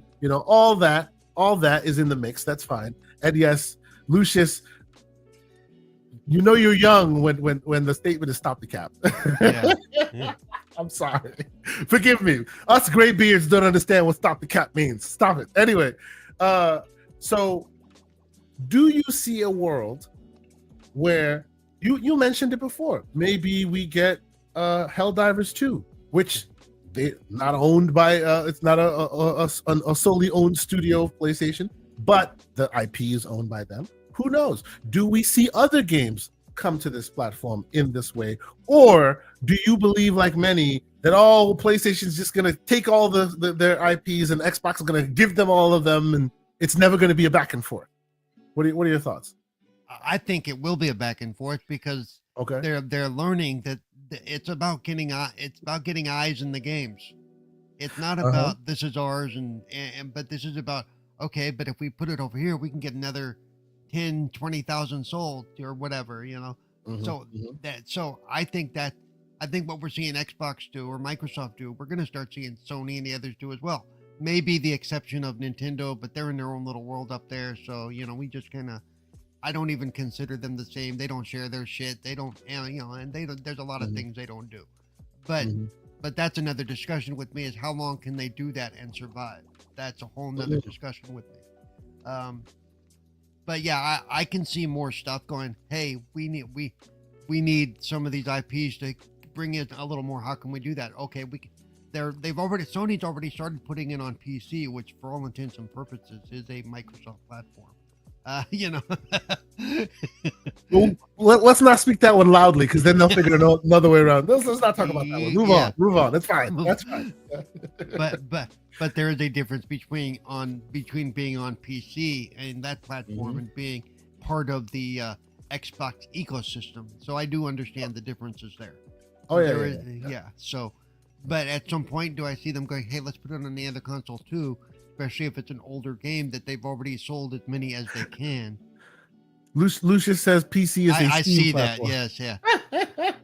Yeah, that is a lot of pretzeling right there. Yeah. I'm sorry. and what games are you going to be able to play on the rumored Microsoft handheld? Oh, that's right. Steam's going to be right there on the handheld. So there you go. So I just think this whole thing is super notable. I think it's super interesting. I'm waiting to see what's next. And I see you. I got soul. Man with a great name says Returnal will come. And I too think Returnal is ripe for something like this, because Returnal, as great as it was great, played it on PlayStation, beat it on PC because it was on PC. And now, how much sales does Returnal get? Probably nothing, right? It's come, it's gone, probably not. Just like Death Stranding. Like, how many people buy it still to this day?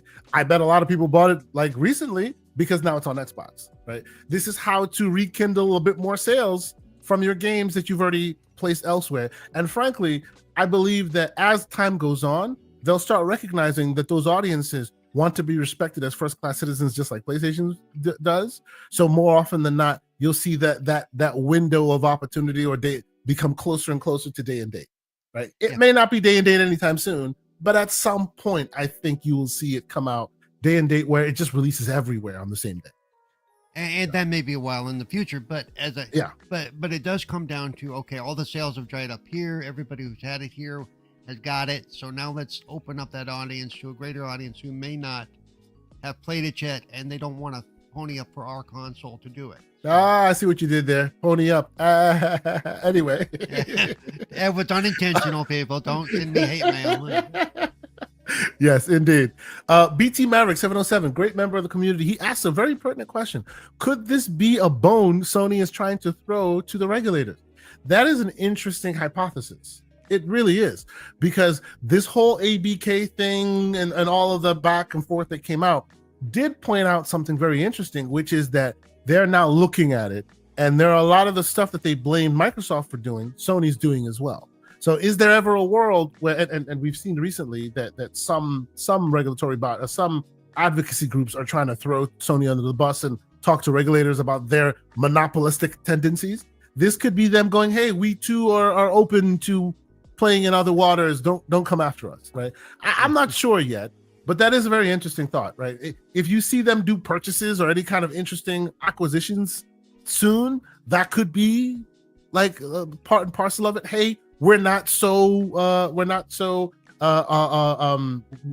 here to what do they call, what's the term that they use? We're not here to foreclose on our rivals, right? Like, we put our games on other platforms as well, even though technically they can't say that because this IP is no longer theirs. Right. But it is an interesting thought. I really do think that there's a world where we see them compete just app to app. They're all everywhere, and which app do you choose? But we're not close to that yet, I don't think. No, and it is interesting though. More and more it's come out that Sony money headed this, Sony money headed that, and so I think that's what they're dealing with, because a lot of that came out during the hearings last year and the year before.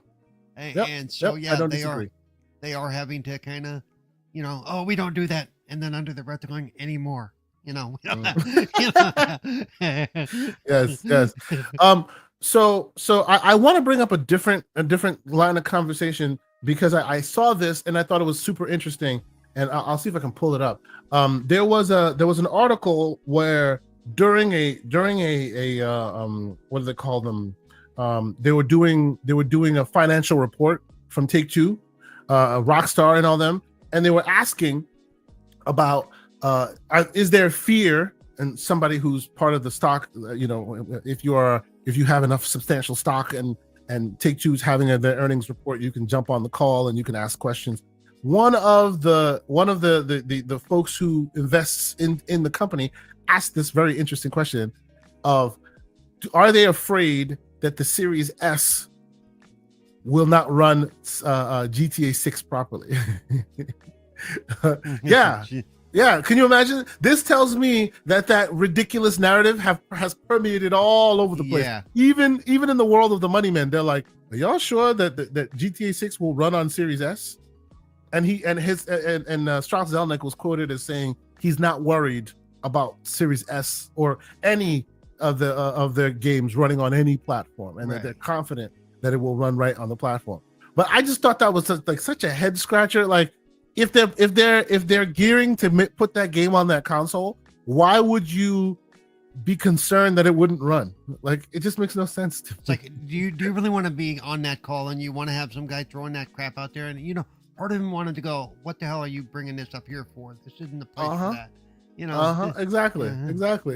I thought that was very, very odd and notable, but I bring that up because we're about to have the conversation that I've been wanting to have for a while now. I wasn't able to do it on Boom Show, and I think those questions are coming up because of the PS5 Pro and its release into the market, right?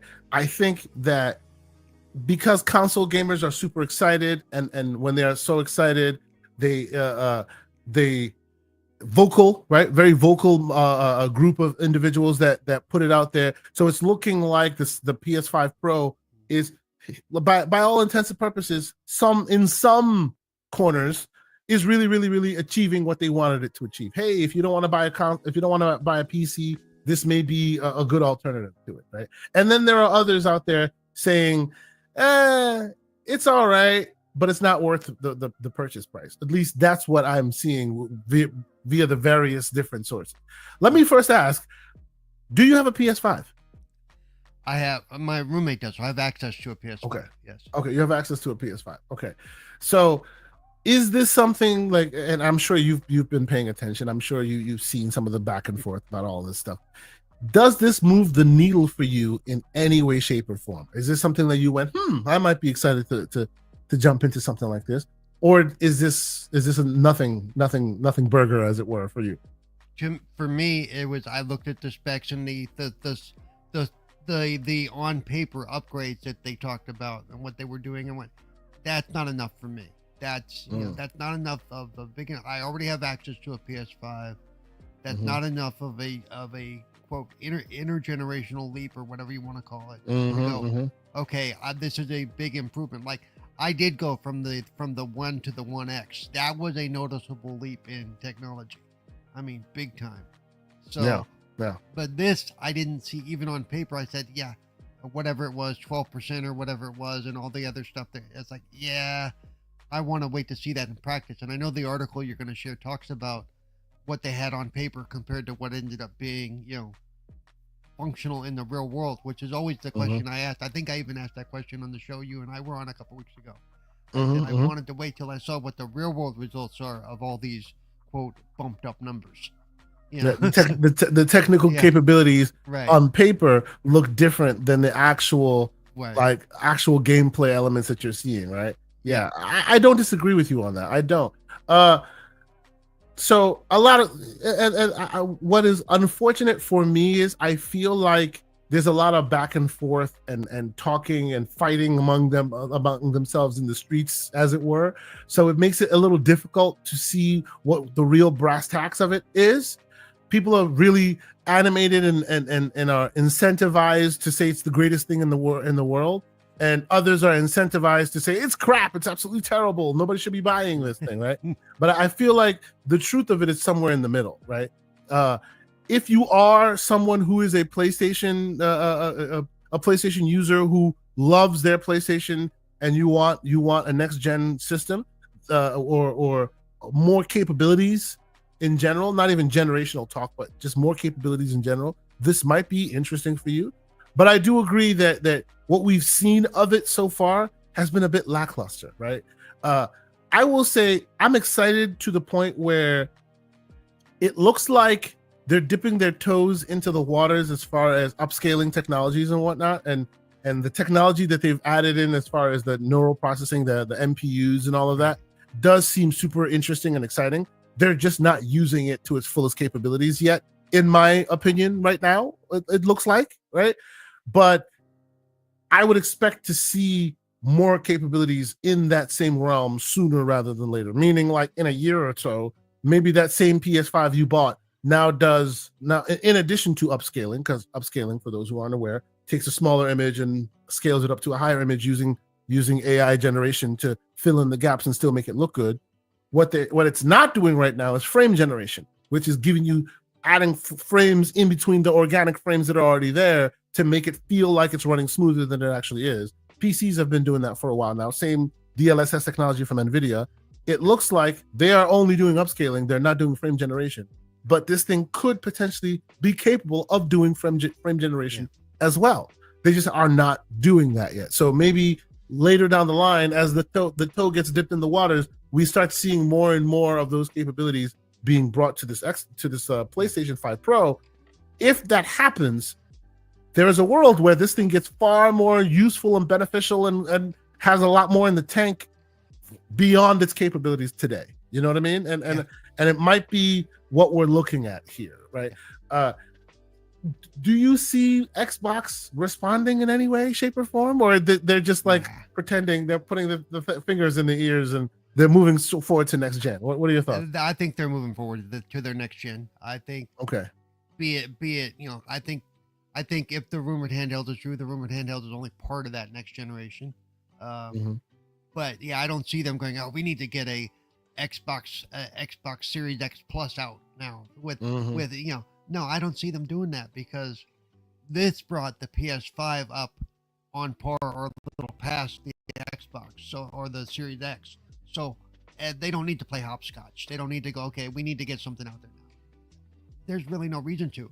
And I was going to point out that, to me, this the new PS5 Pro, if you didn't already have a PS5, because it's the same price as the existing PS5, so hell, get the Pro. There you go, you're good. But if you already had a PS5, it's really, unless you're going to sell your old one to your girlfriend, it's really not going to do you any good. So, I don't know, man. Like, and there's been rumor and speculation out there that maybe there should have been a game that was included and that would have done it. Because if I'm not mistaken, you could actually buy a PS5 Pro still right now. Like, you can go to PlayStation Direct and find one. You can go to Best Buy website. They still have some available. So it may not be selling as grand as well as they want it to, as the original, the thought process. Usually a console comes out and it gets sold out, at least the first batch anyway, gets sold out right away, and then they didn't have another batch comes out. They did not have that problem with this for whatever reason, which is a good thing, right? We don't want we don't like hearing the ideas that scalpers are buying everything and blah blah blah blah blah. But depending on sales, I don't know, man. I feel like maybe this didn't have the biggest splash that it should have. At least in my circles, I don't know anybody who bought one. I don't know somebody. Well, I know people who bought one. But I was going to say, Wise bought one. Wise bought one. Oh yeah. Wise definitely did buy one. I will want to hear what their actual day-to-day playing of those games how it goes, right? Because I feel like what they've shown us is not that much of a difference, right? Anti-aliasing, they cleaned up some things. It looks sharper and crisper, but it's not, for me, it's not worth the additional cost, the $810 or $20 with a stand and a disk drive, right? Like, because for me, I would need to buy those things in order to get into it. I have a disk drive now. I have disk-based games.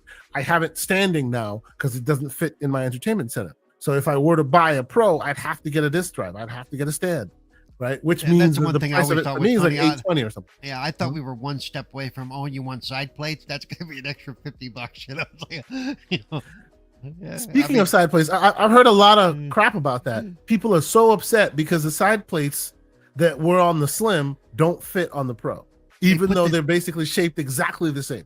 They put the teeth in a different spot. Why? Why do this to the consumer? It's a little weird. It's just a little weird. You know what I mean? Like there is no way around that mentally to understand. Hey, maybe they went. People go quickly to the negative place, and I try to find what other logical explanation there could be. The teeth, we're moving and switching it around to a different place. I can't find any other place. Like I can't find any other explanation than what Timper21 just says right now, which is charge them more. Yeah, like, there doesn't seem to be any legitimate reason to do that kind of stuff. Yeah, except if you know that people already own it and you don't want them to use it, so you want to make sure they buy another pair. And then that's a little bad. And they haven't even taken advantage of the plates thing, like with the interchangeable the skins or the face plates on the 360. Sony has never taken advantage of the, hey, we can do some really cool plates and sell these things for big money. You know, branded plates, Gears of War plates, Death Stranding plates. You know, they don't do any of that, but they stopped another company from doing that. They said, no, you can't sell those plates. So DE, I think that's how you pronounce it. Forgive me if I'm pronouncing it wrong. That's right. He says, I got one, a Pro.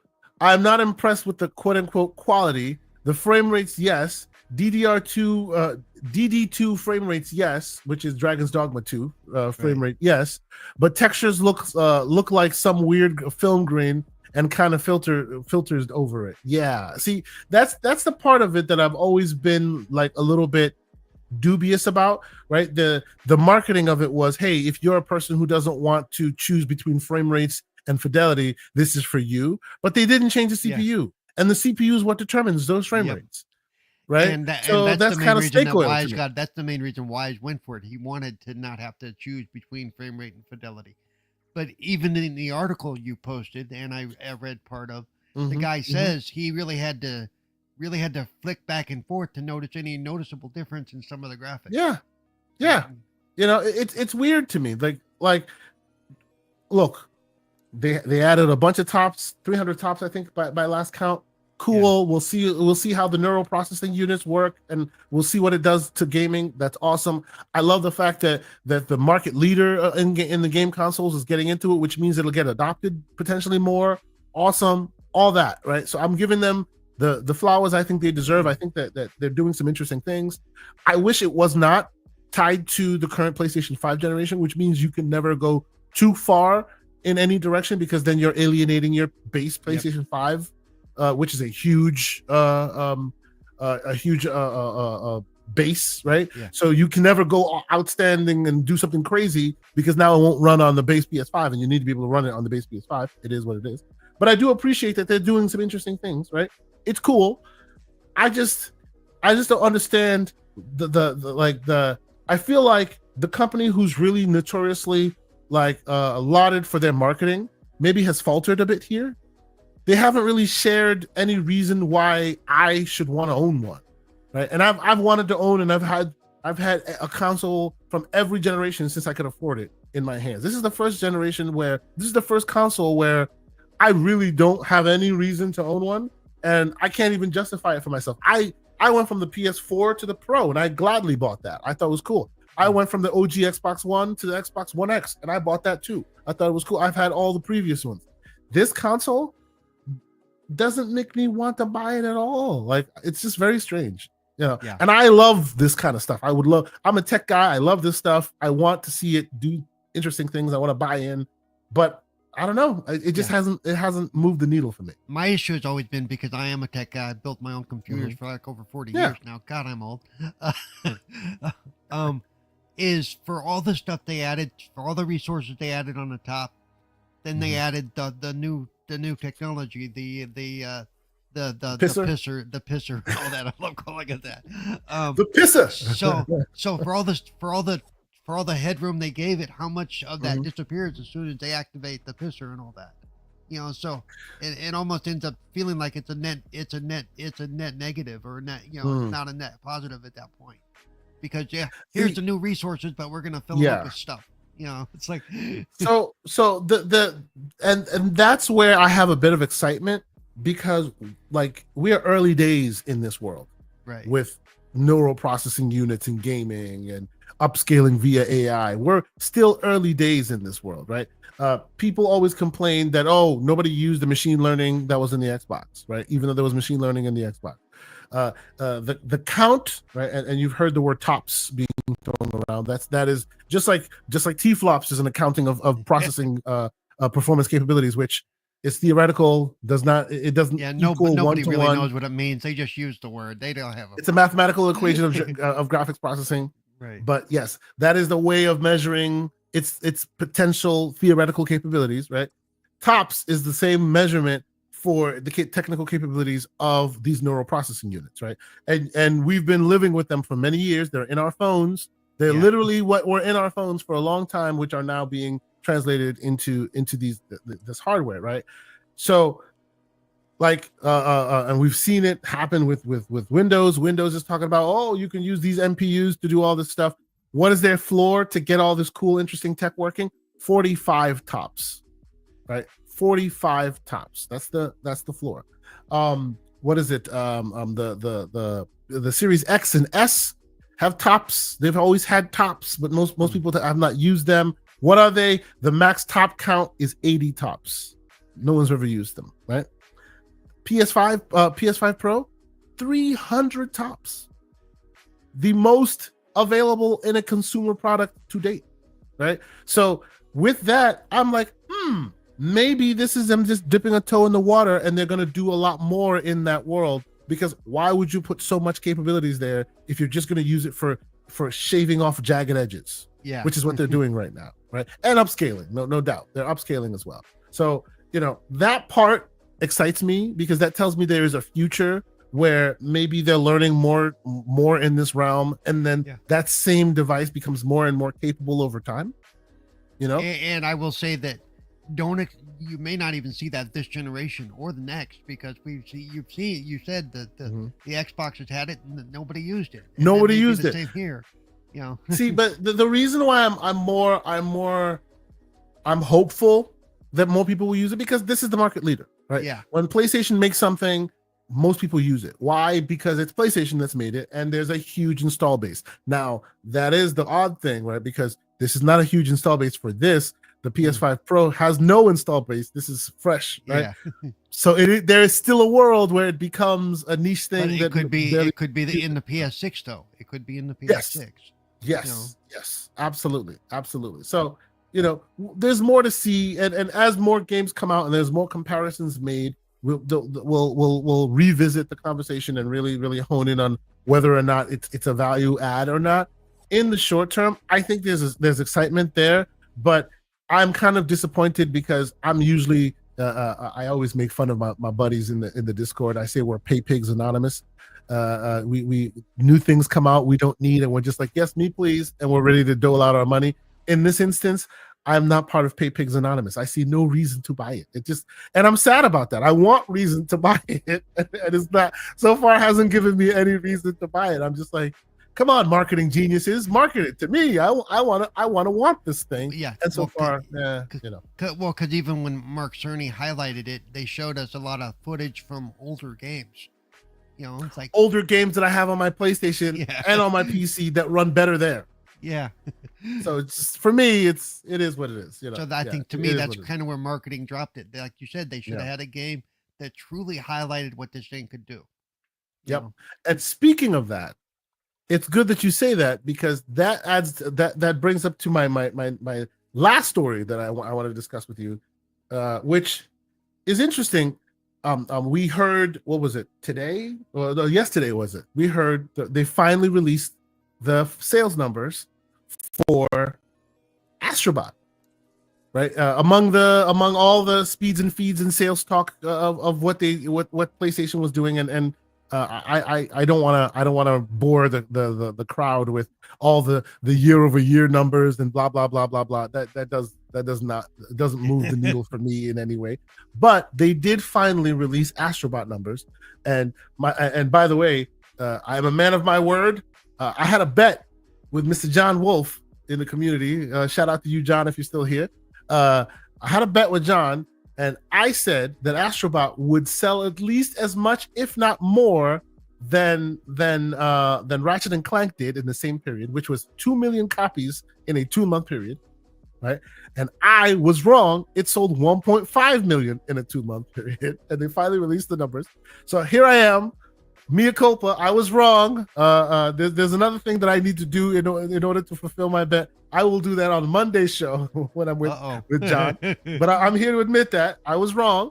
But I guess my question to you is: have you played Astrobot? I know you have access to the PlayStation. Have you played Astrobot? If not, is that your type of game? What do you think of this whole Astrobot aspect of it? Because they finally announced the numbers, and we were always wondering, why would you call it one of the best games out there? It's a game of the year contender, and then never released the number.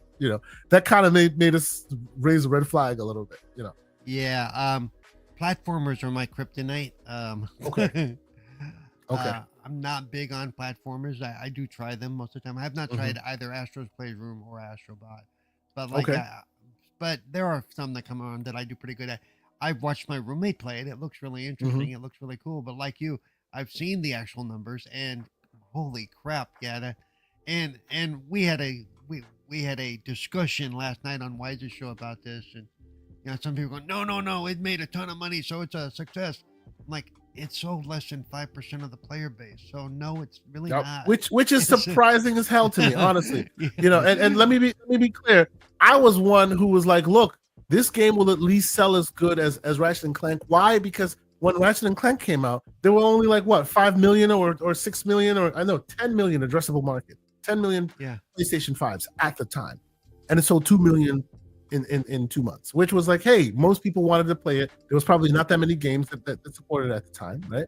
But now there's 60 plus million users, right? So you would imagine that it would sell so much more, so much faster, because again, we're kind of back at where we were day one, which was like this year specifically. PlayStation has not had that many first party games that really took advantage of the game. No. And I found it interesting last night because one of them was saying that, well, nobody really, everybody knows who Ratchet and Clank is. Nobody knows who Astrobot. Like, everybody who owns a PS5 knows who Astrobot is. Hell, it came built in. Yes. So, what do you think of that? By the way, because you said that, what do you think of that idea? And it's all rumor and speculation. There's no proof anywhere. What do you think of the idea that the Astrobot was originally going to come out with a Pro as a built-in game to the Pro, and then it was decided to separate it from the Pro to make its own thing? Do you think it would have been a better idea to include it in the Pro as a pack-in, as has historically been with all the other Astro games? I do. I think it might have done better. It'll at least, because, like I said, even though it was cheap to produce and it did well on a money level, the fact that it only sold 1 point whatever million, it's like, to me that's an underperformer. And shout out to Paris Lily. He says selling 1.5 million copies in 2 months is a success. I agree with you. I do. But do we think it's a success when we add the fact that the install base is so much bigger now, right? Because and this is, and I'm having to eat crow because I was wrong, right?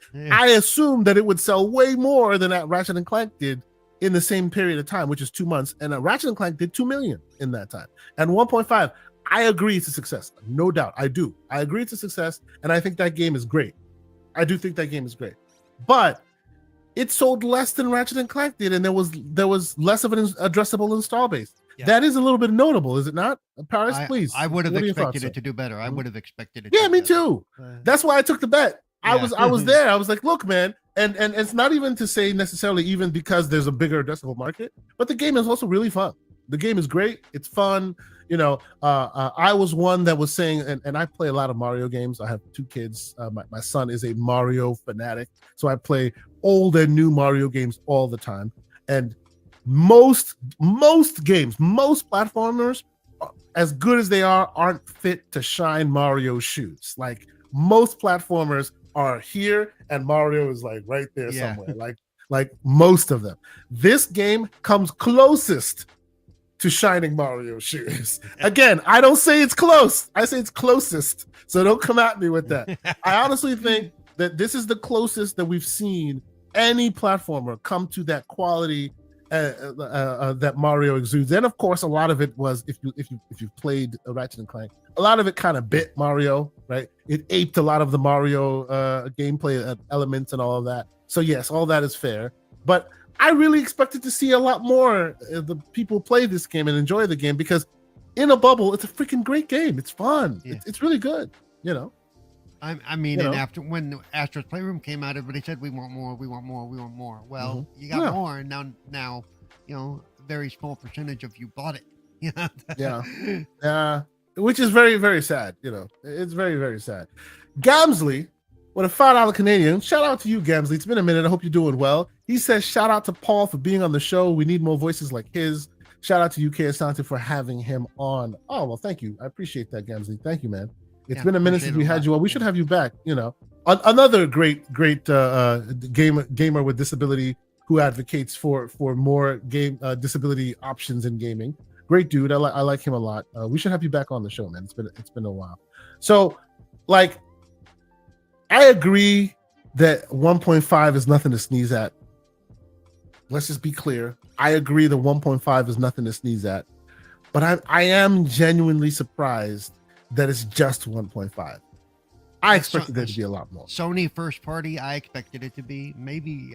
I would have gone as far as 5, because that would. Yeah, like, and again, I'm not expecting this to like burn the earth and be like Sony's Mario, right? Like, I'm not expecting that. Did you see Paris wants to pop on and tell us off? Oh, okay.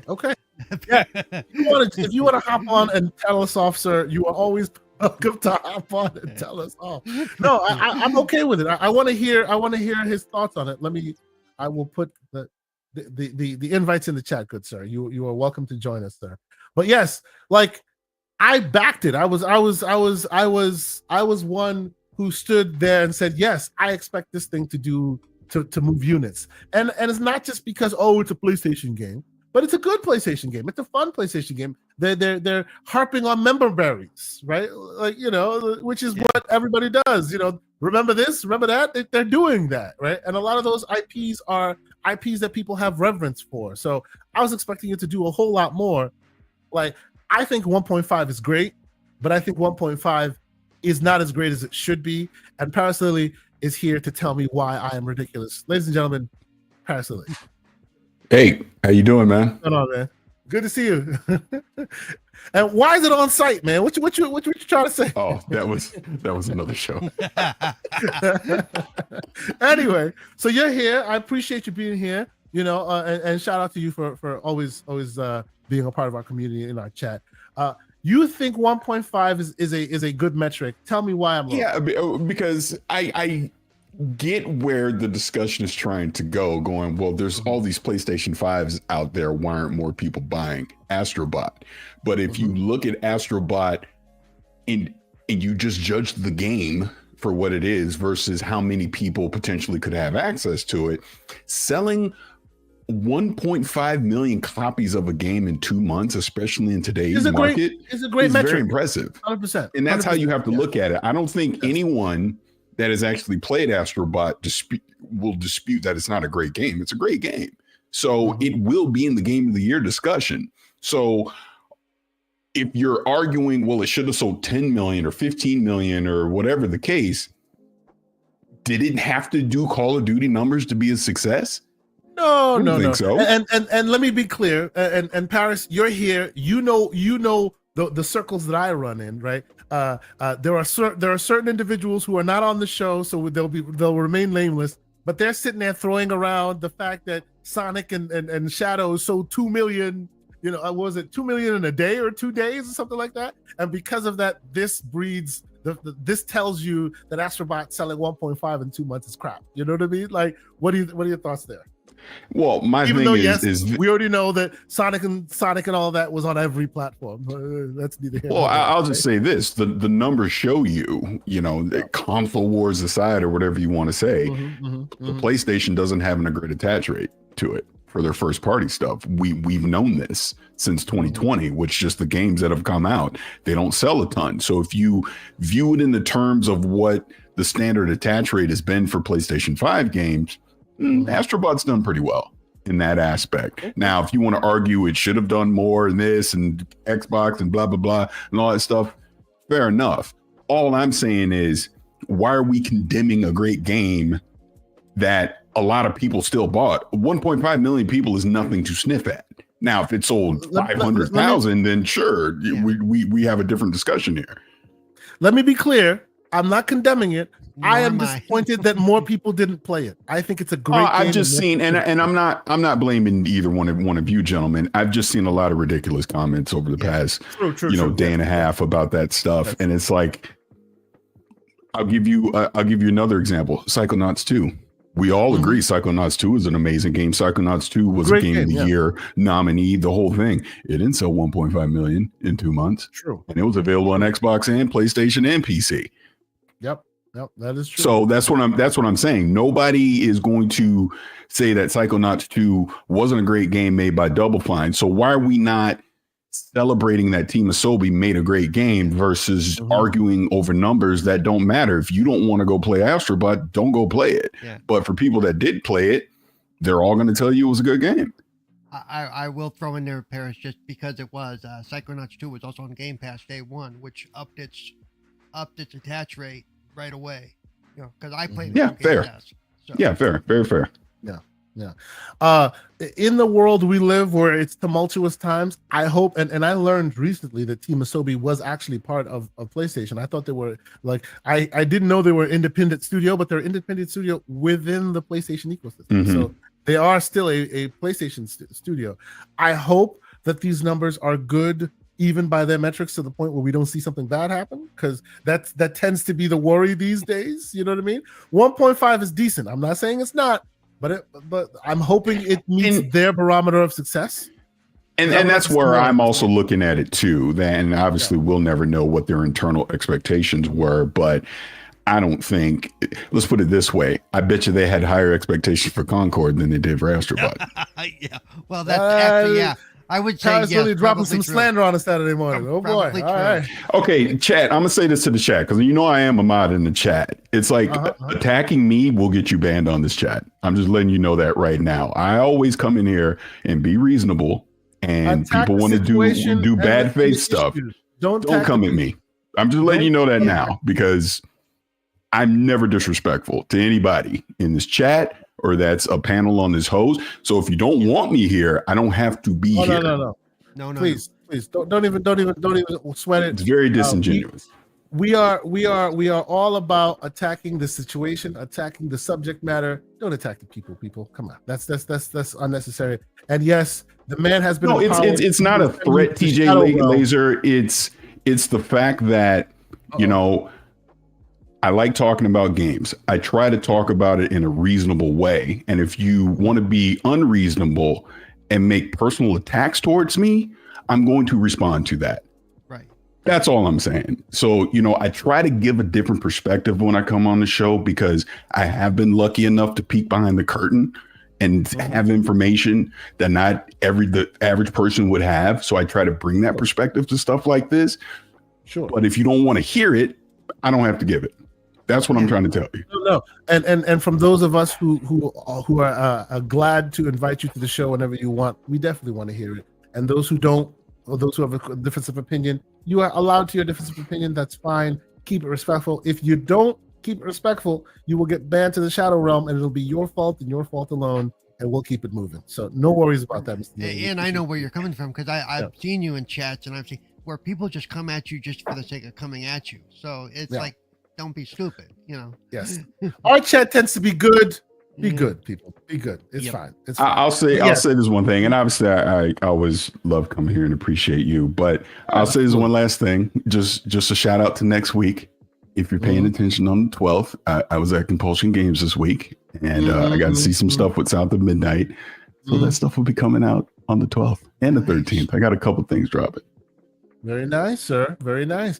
I am that is a title that I am very excited for. I too know some folks in the room where that game happens, and I'm excited to see what they're able to put together. It looks like it'll be a very unique experience, and I'm excited for it. So looking forward to your content, sir. Looking forward to your content. It's good. It's good. Is there rumor and speculation that it's getting pushed? I thought I heard some rumor and speculation that it was getting pushed. I have no idea what you're talking about. I have not heard that. I did not. No, I'm being serious for a second. I have not heard that. I did not ask that. Okay. As far as I know, there is no release date, anything on that. I will elaborate more next week. I'll put it that way. Excellent. That's good. So, okay. So to be clear, to round out the whole conversation about Astrobot, I think it's a great game. I think more people should play it. I am upset that I lost this bet because I wanted more people to play this game. Like in my household, it is the sole reason why this exists, because my kids at any moment's notice will come for me. My son will come for me and want to play the robot game, and this is where they want to play. So there you go. Y'all, you PlayStation guys who are all about the games, you should buy more of your games. I bought it. Where are you? Buy more of your games. What's going on?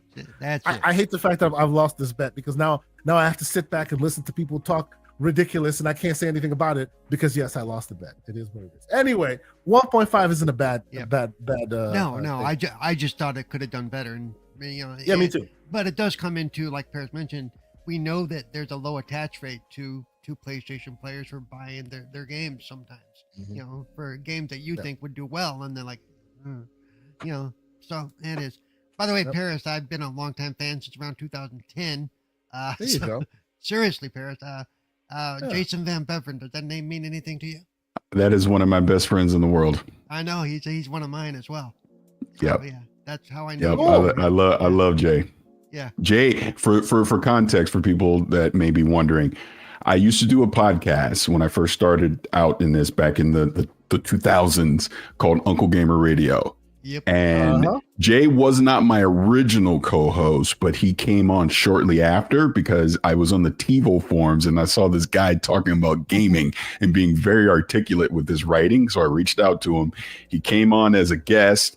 He was great. And next thing you know, he was a permanent host. And like I said, he is just one of my, when you talk about lifelong friendships, Jay will always be in my life forever. He's a great guy. Love him to death. And I love him. I wish we also did I'll give you just a little bit of trivia. So we also on Uncle Gamer did one day we started talking about Voltron or something crazy like that. And that spun off into us doing basically a movie and a TV show podcast called Remember When. Because Jay, he didn't watch a lot of stuff in the 80s and all that. So the premise was he'd go back and watch something in the 80s, and then we would get his perspective on it and my perspective on it. And we'd talk about it. Well, the reason I bring that up is if you're on YouTube and you've ever heard of Heavy Spoilers, he's a big YouTuber now. Yeah. He was inspired by Remember When to start Heavy Spoilers. Oh, wow. Nice. Yeah, that's amazing. Him, we talk privately about that all the time. It always blows my mind. That's so cool. But, that's cool. Yeah. He's one of the good ones, man. I love Heavy Spoilers. It's great. Absolutely. And awesome. The TiVo forum is how I met Jay as well. Yeah, see? There you go. And I've been to some of the gatherings, and that's how I ended up moving to Texas. Is I went to some of the gatherings in Texas that he used to do the movie stuff and all that. So yeah. Nice. Well, I won't derail your show anymore, but I appreciate you having me up for a minute. I've always thought it was funny that you and I were always kind of in the same orbit, but never really connected. Yeah. Well, it was very nice to meet you. Very nice to meet you. Meet you as well. Not a derail at all, Mr. Lilly. We appreciate you being here. I will say before we go, and actually, as you can tell, the Bloviator himself is not with us today, so the show is going to be far more concise. We're at the end of it already, baby. It's a beautiful thing, But before we go, I will be remiss if I don't point this out because, and you mentioned it. You talk about a movie podcast. You talk about the '80s.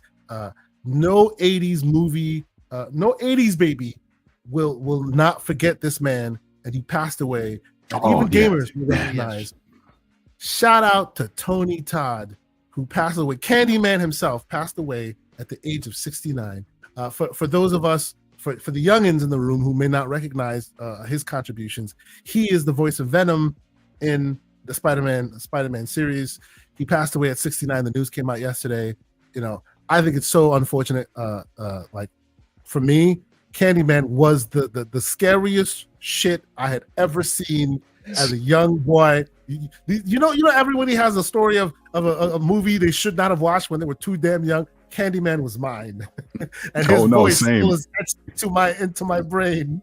It's a scary movie. Anytime he's in a show or a project or something, it is scary as hell. But yes, shout out to Tony Todd. Yeah, shout out to him. I'll say this real quick. When I heard the news, my son, we were talking, and I was even telling him exactly what you said. I go, I am terrified of that man to this very day because of Candyman. I go, I refuse to say it in the mirror. I won't do it because I was like, just in case. Nope. Yeah, there's no way. But yeah, it's such sad news because, like you said, Venom, and then he's in Indiana Jones as well. Oh yeah, and when we played it a couple weeks ago at the preview, you know, he's in the opening scene, and you can just tell he's gonna have such a presence later in the game. So man, it's such a bummer. Yeah. It's so unfortunate. It's, you know, and this is one of those things that, you know, we talk about here on the Graybeards side of things. All your heroes just eventually end up this way, and you're seeing more and more happening, and it's just so sad and so unfortunate. But I'm older than both of you. Trust me, I see a lot of this, a lot more. It's like, holy crap! Again, more of my childhood is just dying. True. And on the plus side of it, though, before he passed, he did put something new on the board that even the youngins will remember. So shout out to him. You know, if nothing else, if you don't remember Candyman, don't go watch it. Scary. No. Okay. Oh my God. Let me just throw this out there. If you do watch it, make sure you watch the original. Don't watch the new one. The new one. Don't watch the new one. The new one is like, yeah. The original one will give you nightmares. Oh my goodness. Don't watch it with children. You know. But it's him and recently, what other gentleman? There was another gentleman that passed away not too long ago. But yes, a lot of our great heroes of yore are unfortunately passing on, and at least they're putting up something that folks who may not have a touch point to their original material can have a touch point too. So the guy who's the voice of Venom for you, if you're a youngin, has passed, and it's unfortunate. So rest in peace to Tony Todd. You know, but I think we can leave it there. Appreciate you being here, Parris. It's always great to have you jump in to correct the record. You know, to slay some fools. We appreciate that, sir. Nah, I mean, I was just giving my perspective on the Astro thing. You know, but I get the difference of opinion. All I ask is just keep it respectful. That's all. And this is why we empower you and everyone who ends up joining our show, either guest or a great community member. We give you the ability to be a mod. So if people are getting a little bit rowdy, people are not being respectful, Shadow Realm. It is what it is. And I'm going to say this one last thing before I leave, because I just saw this, and this is also a mod, Pixel. It's all the capping for console sales and pretending it's on par with Mario, which is why people clown it. Let me just say this right now. It is on par with Mario. If you played it, you would put it on par with Mario Galaxy and Odyssey and all of that. Of course, Mario's the GOAT. Mario's been around for 40 years. But this is as close as we've gotten to a 3D Mario clone that has that level of polish and quality. There you go. Undeniable, in my opinion. With Mario, I will respectfully disagree with you and say, like, as I've said it before you came on this thing, I don't think any game has stepped in a platform context has stepped anywhere close to the creativity and the quality on display that Mario brings game after game after game. They are not, of course. Yeah. I'm not denying that at all. This is the closest they've come to shining Mario's shoes. They're not standing toe-to-toe with him, but they're shining his shoes, which is a notable reference point because nobody's come even close. I know some people on the show, some people in the chat will go, "Oh, well, but Sonic." Yeah, get out of here with that. I'm sorry. I like Sonic, but come on. Let's not go there, right? This is the closest, I think. So I agree with you on that one. You know, and that's the reason why I'm like, come on, man. 2 million, 1.5 million. It should have sold 4 or 5 million copies. And I do agree with you and some of the folks in the chat to say that maybe it's the genre. Like, people don't necessarily go to PlayStation for platformers per se. Even the previous platformers that did relatively well on there didn't do that well. And shout out to Mr. Everborn Saga. I see you in the chat, sir. I hope you and the wifey are having a good birthday. He says Sonic X Generations is better. Yeah, of course he's saying that. Yeah, of course. I honestly still think Everborn's not here because he was dodging me, but that's just what I'm, so. Right? Like, he's dodging you. Parris really shows up to tell the crowd how bad Sonic actually is. He's just not here to defend himself. You know? And by the way, this is broadcasting on his channel as well as mine. So we taking over your house, baby. It is what it is. But yes, thank you, Parris, for being here. Once again, tell the people where they can expect to see some interesting content from you about South of Midnight. When's it coming out? What can you tease for us, sir? I can say that because there's a documentary coming out on the 12th. Highly recommend everybody watches it. I will be putting out a video along with the documentary when that embargo time comes up. I'm not sure if I can say when. And then the next day I'll have another video that comes out that goes into more about Compulsion and South of Midnight. But I do appreciate Xbox for inviting me to go up to Montreal, to go up to the studio for the day and sit down with the team and see the game and just the passion that they have for making this game. It's I'm trying to not say too much, but tune in next week. It'll be on my YouTube channel. I have some stuff on Gamertag Radio, and we'll have a discussion over on Kind of Funny as well on the 12th. Awesome. Did you just a quick aside, did you happen to meet the sound designer? The lead sound designer? I sure did. We'll talk about that later. Yep, we definitely will. Cerebral Paul, sir, thank you so much for being here. It was awesome having you. Even if Mr. Everborn Saga ducked, was not able to be here, he heard you on the show. He was intimidated. He decided to bow out. We appreciate you. You know, he's telling his wife, tell him it's your birthday, okay? If anybody asks, it's your birthday. Yeah. Exactly. You see? Tell the people where they can find you, where they can keep up with your ongoings on the internet, sir. You can find me on X, formerly known as Twitter, formerly known as A Fun Place, at Cerebral Paul 1. You can find me on Twitch at Cerebral Paul. I have been gaming more on my own channel since the fall of the Xbox Ambassador program. Sad day. So sad, yes. And then, of course, you can find me I'm one of the editors for the Lords of Gaming, lordsofgaming.net. You can see the articles we put up there. And let's see, you can find me on Tuesdays at the Retro Renegades and Fridays at Wasted with Wides if you want to see Unchained Paul. Yeah. That show's wild, man. Y'all need to watch that show. And of course, you can find me also for GQ TV, where we do interviews for pop culture of all types, movies, TVs, video games, and you name it, we do it. And I think that's about it. All right. Well, thank you so much for being here, man. We'll definitely have you back. We appreciate you being here. Thanks to all the folks in the chat that always keep this lively. Over 150 some odd people watching on the various platforms that we do it. Again, Mr. Everborn Saga couldn't be here today because Mrs. Everborn Saga's birthday. Shout out to Mrs. Everborn Saga. I hope all is well. I hope you guys have a great day. He will be back next week. For myself, Mr. Cerebral Paul, and Paris Lily, we say thank y'all and see y'all next week. Peace. Thanks for being on it.